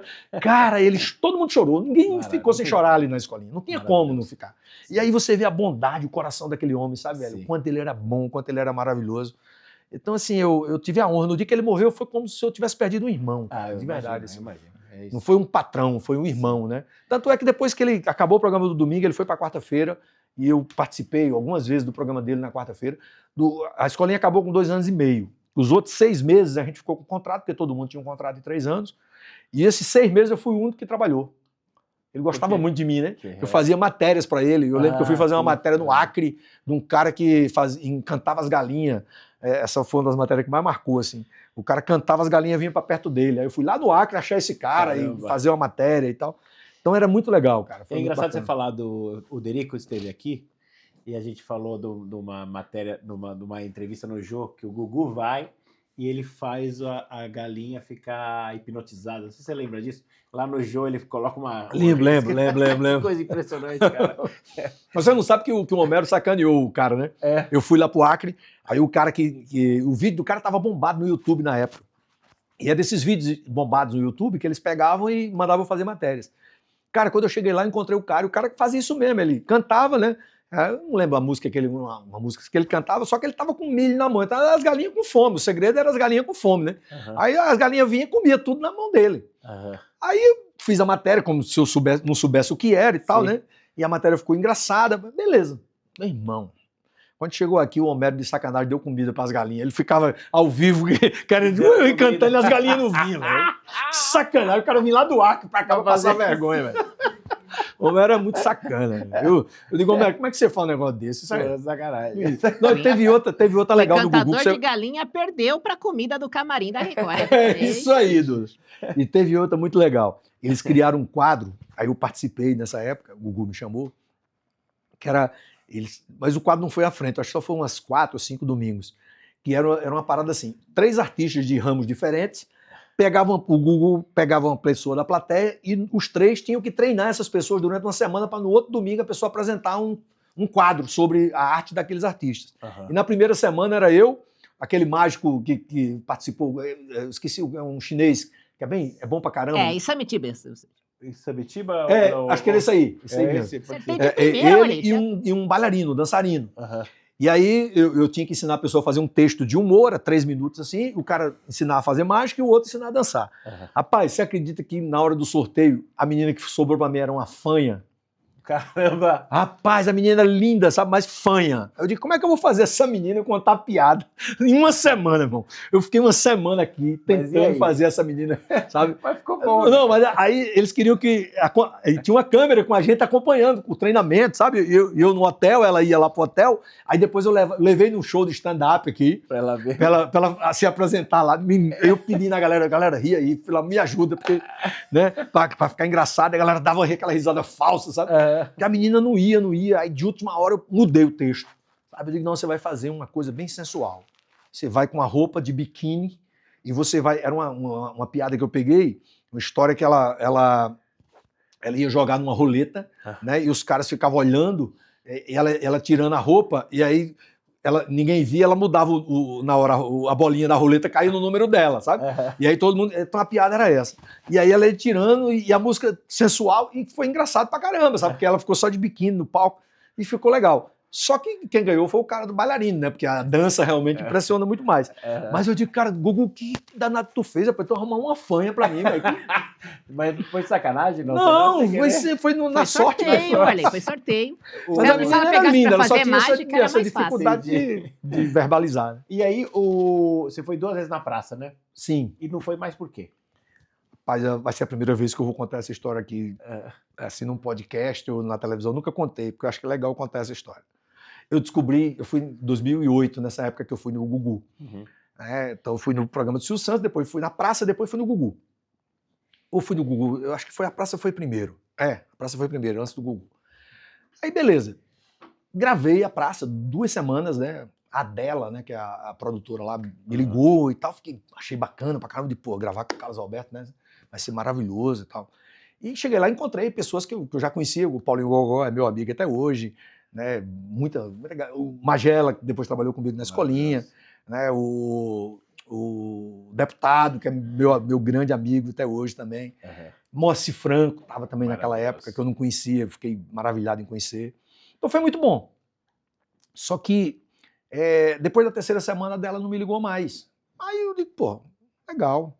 Aí eu liguei um dia para saber, né? Aí ela disse, não, é porque a gente não tem verba, não sei o que e tal. Eu digo, tá bom, beleza, passou. Fui tocando minha vida, fui do Gugu, depois aí toda a história que eu já te contei, passou. Irmão, quando foi um dia, eu tô lá na escolinha, né? Aí o Homero me chama lá na sala dele. Aí eu digo, Homero, ele disse, rapaz, tem uma história para te contar, você não vai acreditar. Aquele jeitão dele. Homero, tem uma história para te contar, você não vai acreditar. Eu digo, o que é? Eu moro no mesmo condomínio que o Carlos Alberto. E eu estou caminhando de manhã, encontrei com o Carlos Alberto e ele veio elogiar a escolinha. E aí, dos alunos da escolinha, o que ele mais elogiou foi você e o Magela. Ele gostou muito dos textos de vocês e tal. E aí e ainda disse assim, eu tive a oportunidade de contratar os 2. O Magela eu não contratei porque realmente não tinha verba. E o Tonho dos Couros eu não contratei por causa do Marcelo. Aí o Homero disse, mas por quê? O Marcelo teve algum problema com o Marcelo? Eu disse, não. O Marcelo chegou para mim e disse, pai, não contrata ele não, porque ele é um cara muito bonito. Aí ele vai querer comer as meninas aqui da praça e eu já tenho um negócio com as meninas e tal. Você acredita num negócio desse? Aí o Homero disse, mas rapaz, ele é um cara tão bem casado. Você não acredita. A mulher dele vai lá na escolinha, amiga de todas as meninas. Ele se dá bem, ele é como se fosse irmão das meninas. Ele se dá bem com as meninas, sai para jantar com as meninas, faz a maior farra com as meninas. Porra, que pena, rapaz, porque eu gosto dele, ele é bacana, era um personagem nordestino que eu queria. Aí depois ele contratou o Matheus Ceará e foi o sucesso que foi, né? Mas então, o Matheus é porque ele é feio, pô. Eu acho que é isso. O Matheus ganhou de mim porque é feio. Mateuzinho, meu irmão, olha aí, ó. Matheus é feio. Mas agora botou cabelo, agora tá bonito. Botou, Agora... não, tá mais magro, tá mais feio ainda. Mas aí saiu da praça também, né? Mas eu queria deixar um recado aí pro Marcelo, cara. Marcelo, me contrata que agora eu tô com 60 anos, agora eu não posso pegar mais ninguém, não. Sensacional. Sensacional. Ô, Duda, você tem presente, né? Eu tenho presentes. Cara, calma aí, quero falar do livro ainda. Calma. Tem que falar do livro, tem o telefone sem fio, Varley, tem um monte de coisa aqui pra fazer. Tem. A ideia do livro é muito interessante. A gente estava falando aqui nos bastidores do Olé na violência, né? Com esse histórico, com toda essa experiência. E é muito legal te ouvir falar, assim. É muito bom, cara. É muito bom. A gente dá vontade de ouvir mais. Eu ficaria 18 horas te ouvindo falar. Cara, o humor, ele ele salva vidas. Uhum. A minha vida foi salva pelo humor e pela poesia, cara. Então essa é a minha missão, de mostrar para as pessoas isso. Porque o cara diz assim, teve uma mulher lá no Espírito Santo que é secretária, eu não vou dizer qual é a cidade, de uma cidade grande lá, secretária das mulheres de uma cidade grande, que eu fui convidado para ir num podcast e convidaram ela. Ela disse, não vou não. Eu vou falar de violência doméstica com humor, com esse humorista, desse jeito, como se fosse uma coisa pejorativa. Uhum. Aí no podcast eu dei a resposta para ela. Né? Eu falei, olha, essa secretária que não veio hoje aqui, que você convidou, ela não veio, ela devia entender que ela deve ser uma pessoa muito mal-humorada, né? Porque o humor ele salva vidas. Inclusive, se o governo começasse a perceber que o crime, depois de cometido, não adianta nada o governo prender, só prender o cara, tem que prender que é para prevenir que os outros não façam. Mas você pode prevenir antes. E só pode prevenir com humor e com poesia. Uhum. Como? Se você começar a induzir as pessoas a entenderem que ser corno não é um motivo para bater na mulher, né? Que ser corno, você pode fazer piada do próprio chifre que você levou, né? Ouvindo nós humoristas contar essas piadas e tal, né? O cara vai entender, porra, eu vou matar minha mulher porque eu levei um chifre. Então o humor, ele tem que... O cara tá quebrado, financeiro, que é um outro motivo de crime, né, contra a mulher. Se o cara entender que porra, ele faz piada com a própria desgraça financeira dele, claro, ele não vai cometer um crime por conta de um problema financeiro. Principalmente hoje em dia, é um dos maiores problemas, porque os homens hoje em dia trabalham menos do que as mulheres e ganham menos do que muitas mulheres. Né? Aí o cara não admite que a mulher dele ganha mais do que ele. Então, essas coisas, cara, tem que partir do humor. O humor faz parte, sabe? Então, o humor cura, né? O humor cura. Se o cara botar na cabeça dele que ele precisa fazer o humor da própria desgraça dele, ele não vai cometer o crime. E cometer um crime vai levar ele pra cadeia. Vai acabar com a vida dele, dos filhos dele, da mulher dele, da família inteira. Da família toda. E a vida é só uma, irmão. A não ser que tenha realmente a reencarnação e a gente não saiba, mas até onde a gente sabe é só uma. Então tu quer viver essa vida preso, né? E depois de muitos anos você lança o livro e ainda o Galinho, que era a sua referência. Ai, Deus eu sou muito agradecido a Deus, meu irmão. Deus é muito perfeito. Deus, ele não falha não, irmão. Não. O meu maior ídolo é Zico, né? Depois de Seu Antônio é o meu maior ídolo, mas meu segundo maior ídolo é o Zico. E Zico sempre foi assim minha referência de disciplina. Eu sou um cara muito disciplinado. A minha mulher disse que não conhece uma pessoa mais disciplinada do que eu. É difícil eu chegar atrasado em algum lugar, a não ser que seja culpa dos outros, como aqui, por exemplo, que eu peguei um Uber, o cara me deixou numa rua que não era sua, né? E aí eu atrasei uns 10 minutos aí, mas foi culpa do cara. E aí eu sempre chego na hora no lugar, eu nunca faltei a um show meu, mesmo doente. Eu tive hepatite C. Eu passei 1 ano fazendo tratamento de hepatite C. 1 ano. Caramba. Na época, hoje o tratamento é mais fácil, são 3 meses e você não sente nada. Na época era como se fosse um tratamento de câncer. Caiu todo o meu cabelo, eu perdi 12 quilos, eu cansava contando uma piada, para eu andar era difícil, eu cansava. Eu nunca faltei a um show, e foi justamente nessa época de 2010, de 2009 a 2010. Foi nesse período do auge da minha carreira. Eu viajei o Brasil inteiro, a minha mulher viajava comigo, eu pegava a injeção que custava na época R$6.000 para o SUS, Caramba. naquela época, era uma injeção semanal. Eu tomava aquela injeção na segunda-feira. Minha mulher é farmacêutica, então a enfermeira, olha como Deus é perfeito. As primeiras 3 semanas que eu fui tomar a injeção lá no Hospital das Clínicas, lá em Vitória, a enfermeira era minha fã, virou minha amiga, meu anjo da guarda. E ela disse para mim um dia assim, Suhasini, você pode me dar uns ingressos para o seu show? Que eu fazia um show no meu restaurante toda sexta e sábado, que meu restaurante virou a segunda capital do Brasil a ter uma casa de show de humor no Brasil, foi Vitória, depois de Fortaleza. O que eu via em Fortaleza, o que eu fiz em Fortaleza com meus amigos, eu levei e fiz em Vitória. E aí depois o Diogo Portugal fez em Curitiba, depois fizeram aqui em São Paulo, né? E por aí vai. Mas foi Vitória.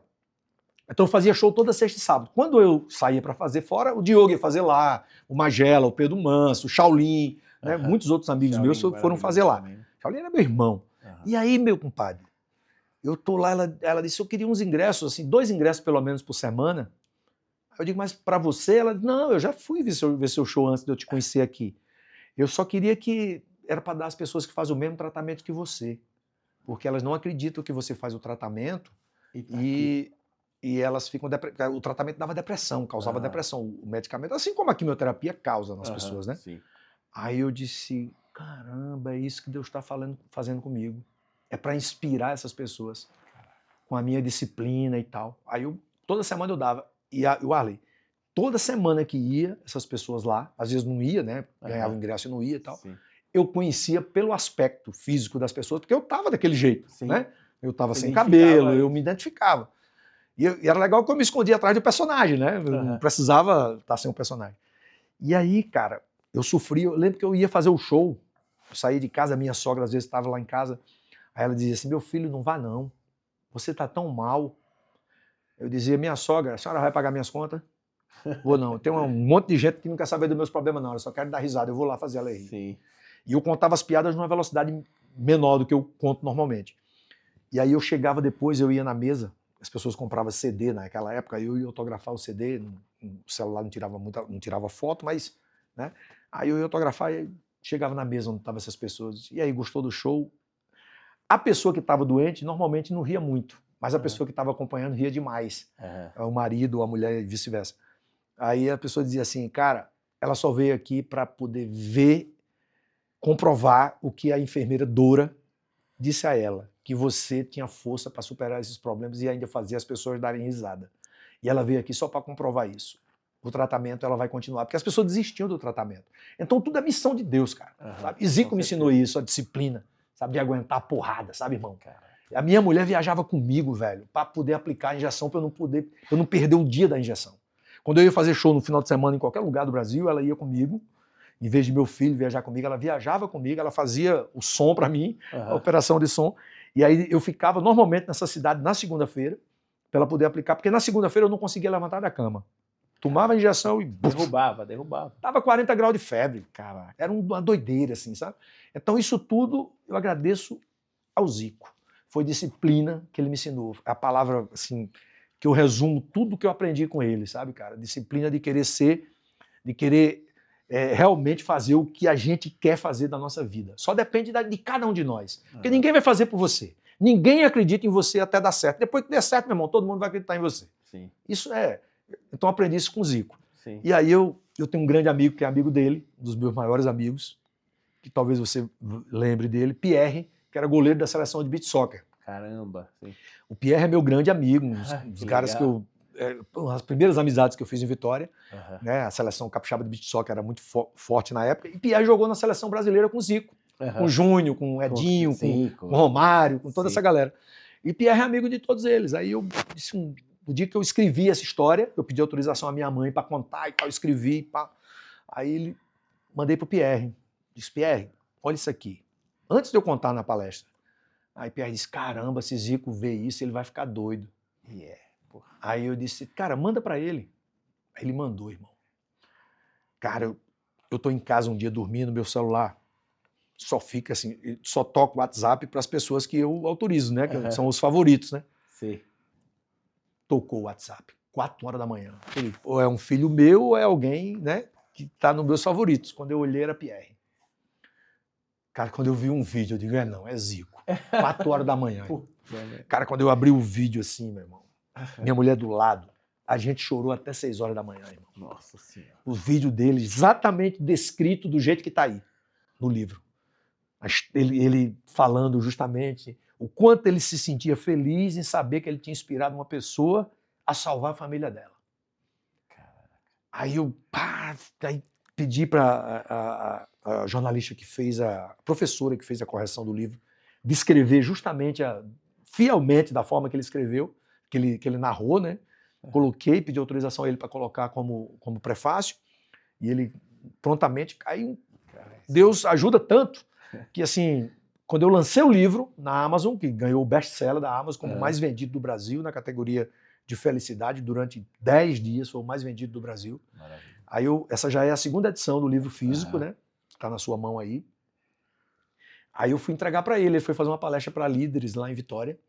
E eu não assisti a palestra dele, porque eu tinha uma palestra no mesmo dia, mas eu fui almoçar com ele. Eu, Pierre, ele, Paulo Sérgio, que era goleiro da seleção, que é muito amigo dele, que é meu amigo também, e o Wellington, que é empresário dele lá no Espírito Santo, que tem escolinhas dele e tal, que é quem leva ele para lá.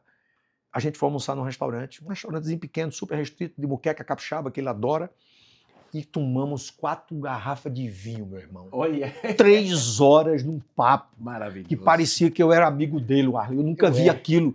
Eu digo, cara, eu fui amigo do meu ídolo por 3 horas. Eu posso não ver ele nunca mais na minha vida, né, pessoalmente. Eu já tinha visto ele, já tinha assistido palestra dele e tal, mas nunca tinha tido esse contato de papo com ele, entendeu, irmão? Então, aí eu digo, Deus é muito perfeito. Ele preparou tudo da forma que devia ter preparado. Sim. Tive o meu maior ídolo para escrever o prefácio do meu livro, que me levou a ser best-seller, e eu sentei com ele para entregar o livro, achando que eu ia só entregar o livro para ele, e ele me chamou para almoçar, e eu conversei 3 horas com o cara, como se fosse... A gente ligou para o Tom Cavalcante, só para tu ter uma ideia. Ele começou a contar que a ligação entre o Tom Cavalcante e Chico Anísio foi ele que fez, eu não sabia. É? Ele que fez a ligação através do Fagner, que o Fagner era amigo do Tom, e o Fagner, rapaz, tem um cara aí que tá no Rio, Zicão, chamava ele de Zicão, compadre, o Fagner, padrinho de um dos filhos dele. Porra, vê se consegue. Aí, olha a coincidência, o Bruno Mazeu, filho do Chico, fazia a escolinha do CFZ do Zico. Aí o Bruno Mazeu, eu não sabia disso, aí o Zico falou com o Bruno Mazeu, né, que, pô, tem um cara aí, não sei o quê. Aí o Bruno disse, semana que vem papai vem aqui. Aí Chico foi lá, ele marcou o encontro, foi lá no CFZ o primeiro encontro de Zico com o Chico Anísio. Aí a gente ligou pro Tom. É muito louco isso, cara.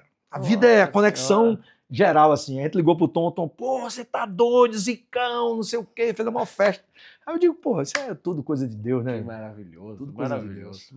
Eu tive lembrando esse negócio de não tirar foto, sabe aquele Amigos do Zico que ele faz o jogo? Sim. Aí eu fui convidado para jogar, joguei no Morumbi, fiquei de lateral direito, eu dei um pique e não voltei nunca mais.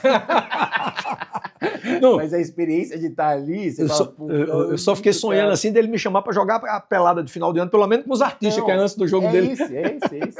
Aí a gente ligou pro Paulinho Gogó também, o Manfrini, né, que é meu amigo demais também.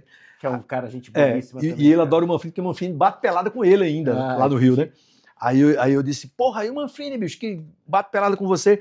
Disse, aquele fila da mãe, ele ficou contando no podcast que ele me viu nu. Ele me vê nu no vestuário. É claro, pô, ele tá jogando pelada, vai tomar banho, ele me viu nu. Agora, o pior é que ele conta que eu tenho um pinto pequeno, pô. Eu digo que você queria que ele aumentasse o tamanho do seu pinto, bicho. Então, assim, era nesse nível o papo, sabe, assim, muito engraçado. Legal, cara, que legal. E tem coisa que tá marcada, né? É destino, não é? É assim, sei lá, assim, eu tô... assim, o nosso diretor já fez assim, já levantou a mão ali. Passando do tempo aí, né, bicho? Eu imagino. Não tem como. Mas Wally, tem tempo para um bolo? Tem tempo para um bolo, claro então que tem. Vamos pro momento Fica, vai ter bolo, gente. Porque aqui é a casa do Arley, o Rossini. Então, quando você vem na casa de uma pessoa... tem que ter bolo. Eu vi esses negócios aqui e não comi nada até agora. Mas não vai acabar, você não sai esse daqui. Esse queijinho que tá gostoso também. Rapaz, isso aqui lembra meu pai. Queijo do reino. Bom, né? Eu gosto. Tá doido. Vamos lá, Valim. Cadê? Tá aí? Vem cá, Valim. Vai, Duda. Cuidado aí, Valim. É que tá quente, tá saindo do forno. Saindo do forno, né? Tô vendo. Isso aqui... Saindo do forno no papel. Isso aqui é um presente singelo. Singelo de quando a gente vai na casa de alguém. Aqui a gente oferece um bolo. de presente pra você mesmo. Isso aqui é pra levar. Faz, você tá de sacanagem. Aqui. E também tem mais presente, né, Duda? É isso aí, gente. Tem um momento 4M, né? Ah, vamos que vamos, Warney. Momento, o 4M.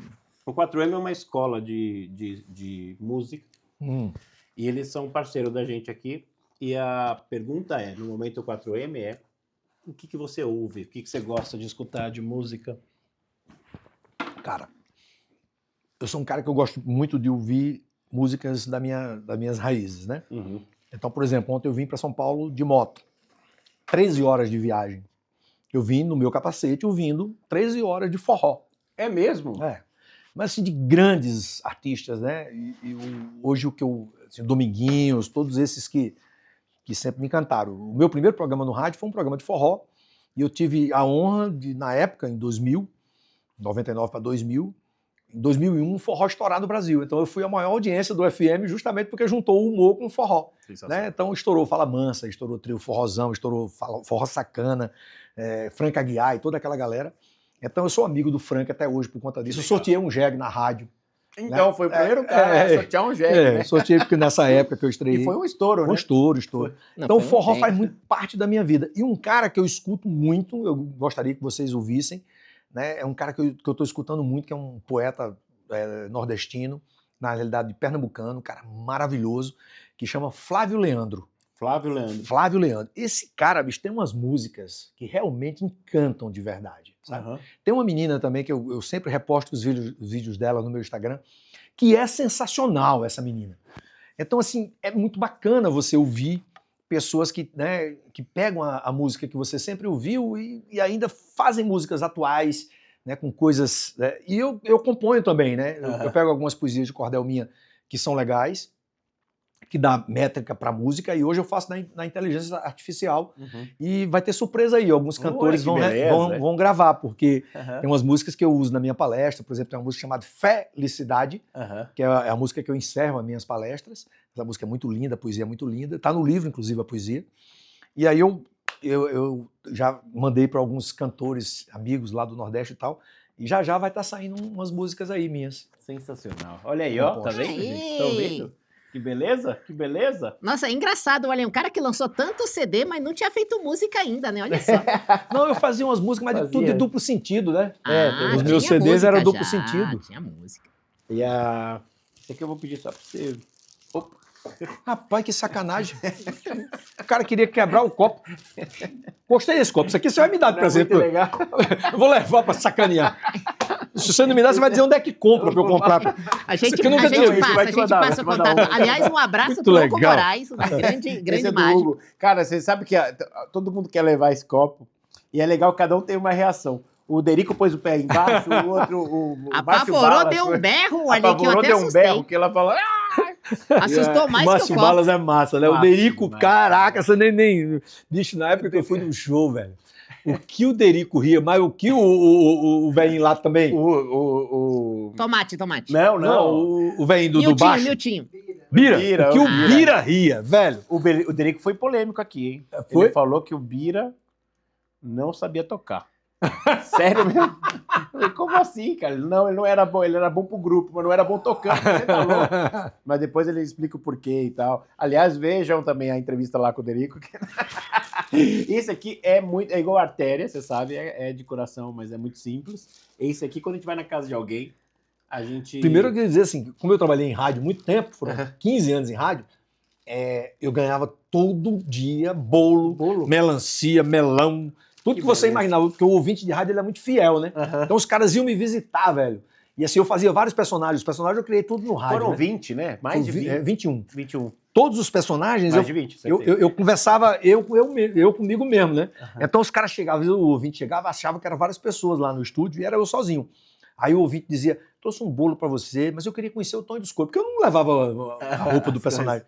Aí eu dizia, daqui a pouco ele vem, ele foi do banheiro. Aí quando entrava no ar, que eu tirava a música, entrava no ar, eu começava a fazer a voz do Tonho. Cunha, menino, estamos de volta aqui no Forró Bodó Litoral e tal, e não sei o quê. Aí o cara falou, e agora eu vou conversar com o Sininho. Aí Olha, eu queria dizer que eu tô muito feliz de estar aqui hoje nesse programa. Cara, o ouvinte olha, é tudo você, né? Então era muito legal, cara. Ele levava E os bolos era tudo gigante, né? Que ele achava que era pro elenco inteiro. Pra Assim. elenco. tudo. Aí, como eu tinha restaurante, às vezes eu levava pra galera do restaurante comer e tal, porque lá a gente ia engordar muito lá em casa, né? É verdade. De comer Tem a essas história de Picuí também, que antes de a gente finalizar, também eu queria falar com a história do Jô, né, com o Picuí, não foi? Sim, o Jô Soares eu fui. Foi o primeiro programa de televisão que eu fui, mas eu não era artista ainda, né?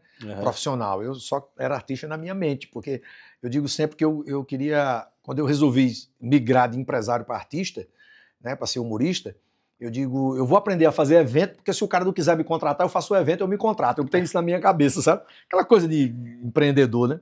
E aí, velho, na minha cidade já tinha uns 50 restaurantes espalhados no Nordeste. Já tinha aqui em São Paulo um restaurante, que até hoje tem, no bairro do Limão aqui, os Amigos do Picuí. Aí eu digo, caramba, velho, eu vou criar o Festival da Carne de Sol de Picuí. Eu tive essa ideia, assim, do nada. E aí comentei com alguns donos de restaurantes que eram meus amigos, a minha família toda mexe com isso, a família da minha ex-mulher também. Aí o cara disse, rapaz, que ideia bacana. Eu digo, eu vou criar o concurso do maior comilão de carne de sol do mundo, que vai dar Jô Soares. Aí ninguém acreditava, mas eu achava engraçada a ideia do concurso. A gente fez, em 97, o primeiro evento. Eu contratei Reginaldo Rossi e Banda Magníficos. Caramba. E botei, sem ajuda de prefeitura, sem ajuda de nada. Foi só os donos de restaurante. Cada um me deu R$1.000. 50 mil reais naquela época, 97, era muita grana. Sim. Então eu fiz o evento com 50 mil reais. Só o cachê de Reginaldo Rossi era 30 mil. Nossa Senhora. Mas eu tomei uma cachaça com ele em Recife. Um amigo meu que era amigo dele levou ele no restaurante Numa dele. mesa de bar. Numa mesa de bar, ficamos bebos os dois, eu contratei por 10. Aí economizei 20. E aí botei Reginaldo Rossi, meu irmão. Foi um sucesso o evento. E o cara que ganhou o concurso comeu 1,850 kg em 15 minutos. Eu levei a Globo local lá da Paraíba, né? Da TV Paraíba, uma jornalista maravilhosa que era noiva de um amigo meu. Ela fez a matéria foi pro ar, o jornal noticiou. E aí eu peguei aquelas matérias de jornal, mandei pro Jô Soares, fax. Eu acho que eu gastei o papel do SBT todinho naquela época, de fax. Ninguém nem sabe o que é fax hoje, essa galera nova, né? Não sabe. Irmão, Jô Soares. 15 dias depois, liga o cara pra mim e eu digo, sério, aqui é do programa do Jô Soares, a produção vai te lascar, porra, desliguei o telefone, que eu vou atender. Alguém me zoando, né? Querendo fazer pegadinha comigo. O cara ligou de novo, eu acreditei, a gente foi.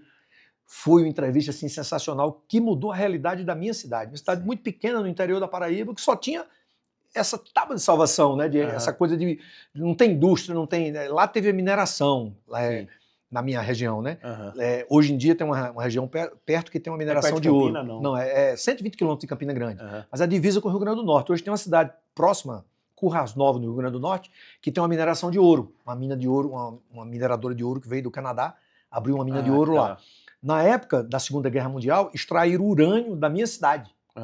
Extraíram urânio, os americanos vieram, extraíram urânio na minha cidade, porque era muito, até hoje é muito rico em urânio.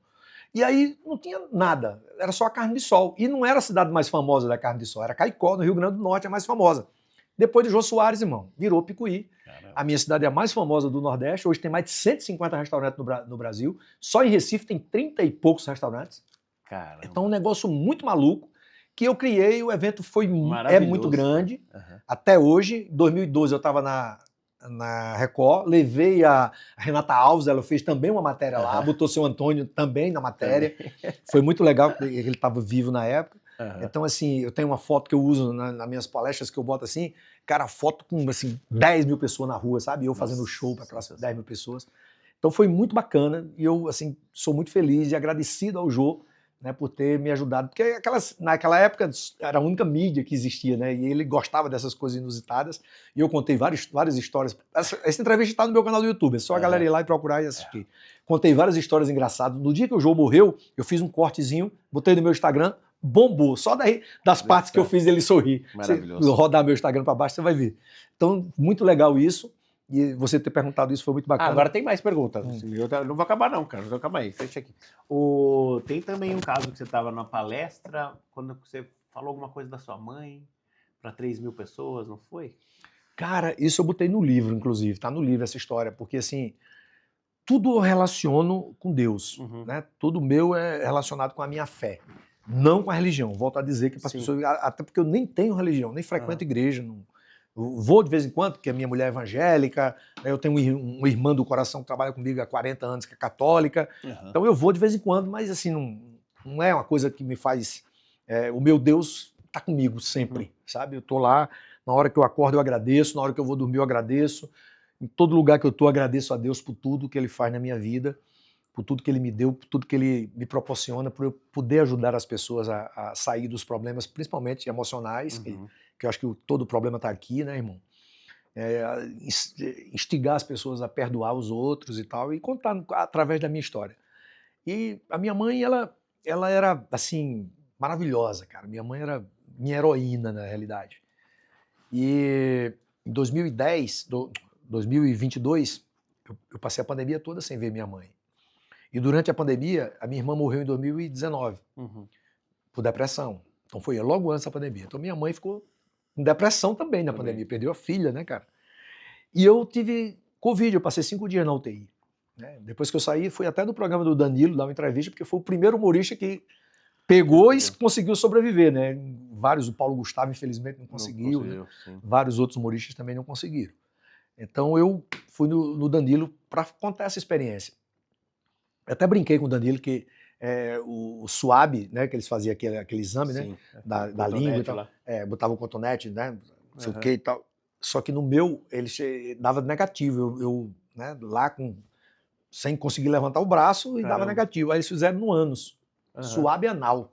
É mesmo? O Danilo achou que era sacanagem minha. E não é. Achou que era piada. Não, é verdade, só buscar na internet. O cara chegou lá, o enfermeiro disse, Rossini, o médico mandou fazer o SUAB anal, porque não tá dando... Eu digo, vai te lascar, rapaz, que porra, isso não é verdade, tem que fazer. Eu digo, não, bicho, aí ele enfiou lá e foi embora. No final da tarde ele voltou, disse, Rossini, deu errado, vamos ter que refazer. Eu digo, tu tá querendo ver minha bunda de novo, filho do ego. Fiquei zoando, que aí virei amigo do cara e tal. Tem até o vídeo disso, eu não publiquei pra não expor o enfermeiro, mas eu fiz um vídeo. Mas afinal tinha mesmo, não? Hein? Existia isso? Existe. É verdade, não, é verdade. Não é piada, não. Caramba. E aí a minha mãe, cara, ela ficou esse tempo todo, né, com esse problema assim, tal, preocupada. Se eu morresse, imagina como é que seria. Aí em 2022, eu graças a Deus saí, eu conversava muito com Deus. Eu não dormi os 5 dias que eu fiquei lá, na UTI. Eu olhava assim pro céu, com medo de... Né, tinha uma televisão lá que só... Eu digo, desliga, pelo amor de Deus. A UTI tinha uma televisão na UTI que eu fiquei, de luxo. Aí eu digo, desliga aí, pelo amor de Deus, porque só tinha morte, só contando os mortos, né? Lógico. Logo no início, em agosto de 2020. Aí eu dizia, Deus, o senhor, se eu já cumpri minha missão, se o senhor quiser me levar, tá tudo certo, eu tô tranquilo, né? Não tem problema nenhum. Eu sou um cara realizado, feliz em ver meus filhos felizes e tal. Assim, meus netos já estão com a vida garantida aí pelo que eu deixei, então tá tudo beleza. Agora, se eu não cumprir a minha missão, eu tenho uma coisa mais importante para fazer ainda, o senhor me deixe vivo que eu vou ser uma pessoa melhor do que eu cheguei aqui. E realmente isso aconteceu. Eu saí uma pessoa melhor do que eu estava lá. E quem passou pelo que eu passei e não se transformou numa pessoa melhor, precisa de levar uma outra porrada, porque a porrada é para isso, é para a gente aprender a melhorar como pessoa. Sim. Né? E meu irmão, a minha mãe ficou super feliz, em 2022 meu filho mais velho, o Hugo, foi casar. E aí minha mãe foi pro casamento do meu filho, fazia 2 anos que eu não vi minha mãe, só falava por vídeo. E a minha mãe toda linda, maravilhosa, com 77 anos de idade, chegou lá, cara. Dia 10 de setembro de 2022 era o casamento do meu filho. Foi uma festa linda, proporcionada pelo sogro do meu filho, porque eu não podia pagar, porque eu tinha 2 anos que eu não trabalhava. Eu digo, meu irmão, tu paga tudo aí, que, né? Eu já dei o filho pra você. Já dei o marido aí. Aí ele, tá, beleza. Cara, foi um festão.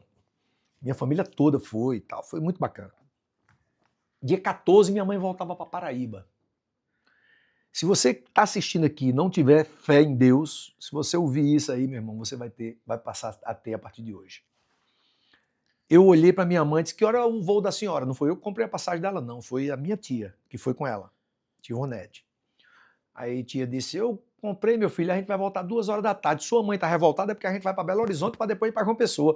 Vai chegar depois da novela das 8. E ela queria assistir a novela. Eu digo, mãe, a senhora assiste no Globoplay. E ela, não, mas eu quero ver ao vivo. Minha mãe, eu imito minha mãe direitinho.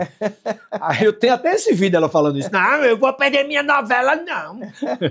Aí eu sei, cara, que eu olhei para ela e disse, mãe, eu tenho uma palestra para Vale 10 horas da manhã. Eu vou levar a senhora e tia para assistir, e coincidentemente é numa casa de show, no estacionamento do aeroporto de Vitória. Olha que coincidência. Eu digo, a senhora termina a palestra, embarca a senhora. Ela, será que a gente não perde o voo, não? Eu digo, não, mãe, de jeito nenhum. Aí levei mamãe para assistir a palestra, contei a história do livro para aquela plateia de 3.000 pessoas. Quando eu terminei de contar, eu vi algumas pessoas chorando. Eu digo, é a primeira vez que eu conto essa história com a minha mãe presente. Aquela galera, levei minha mãe no palco, aquela galera toda chorou, a metade delas choraram. E todos eles, os 3.000 pessoas que estavam ali, se levantaram aplaudindo a minha mãe de pé. Olha. Eu não entendi, eu chorei pra caramba, eu não entendia isso, velho.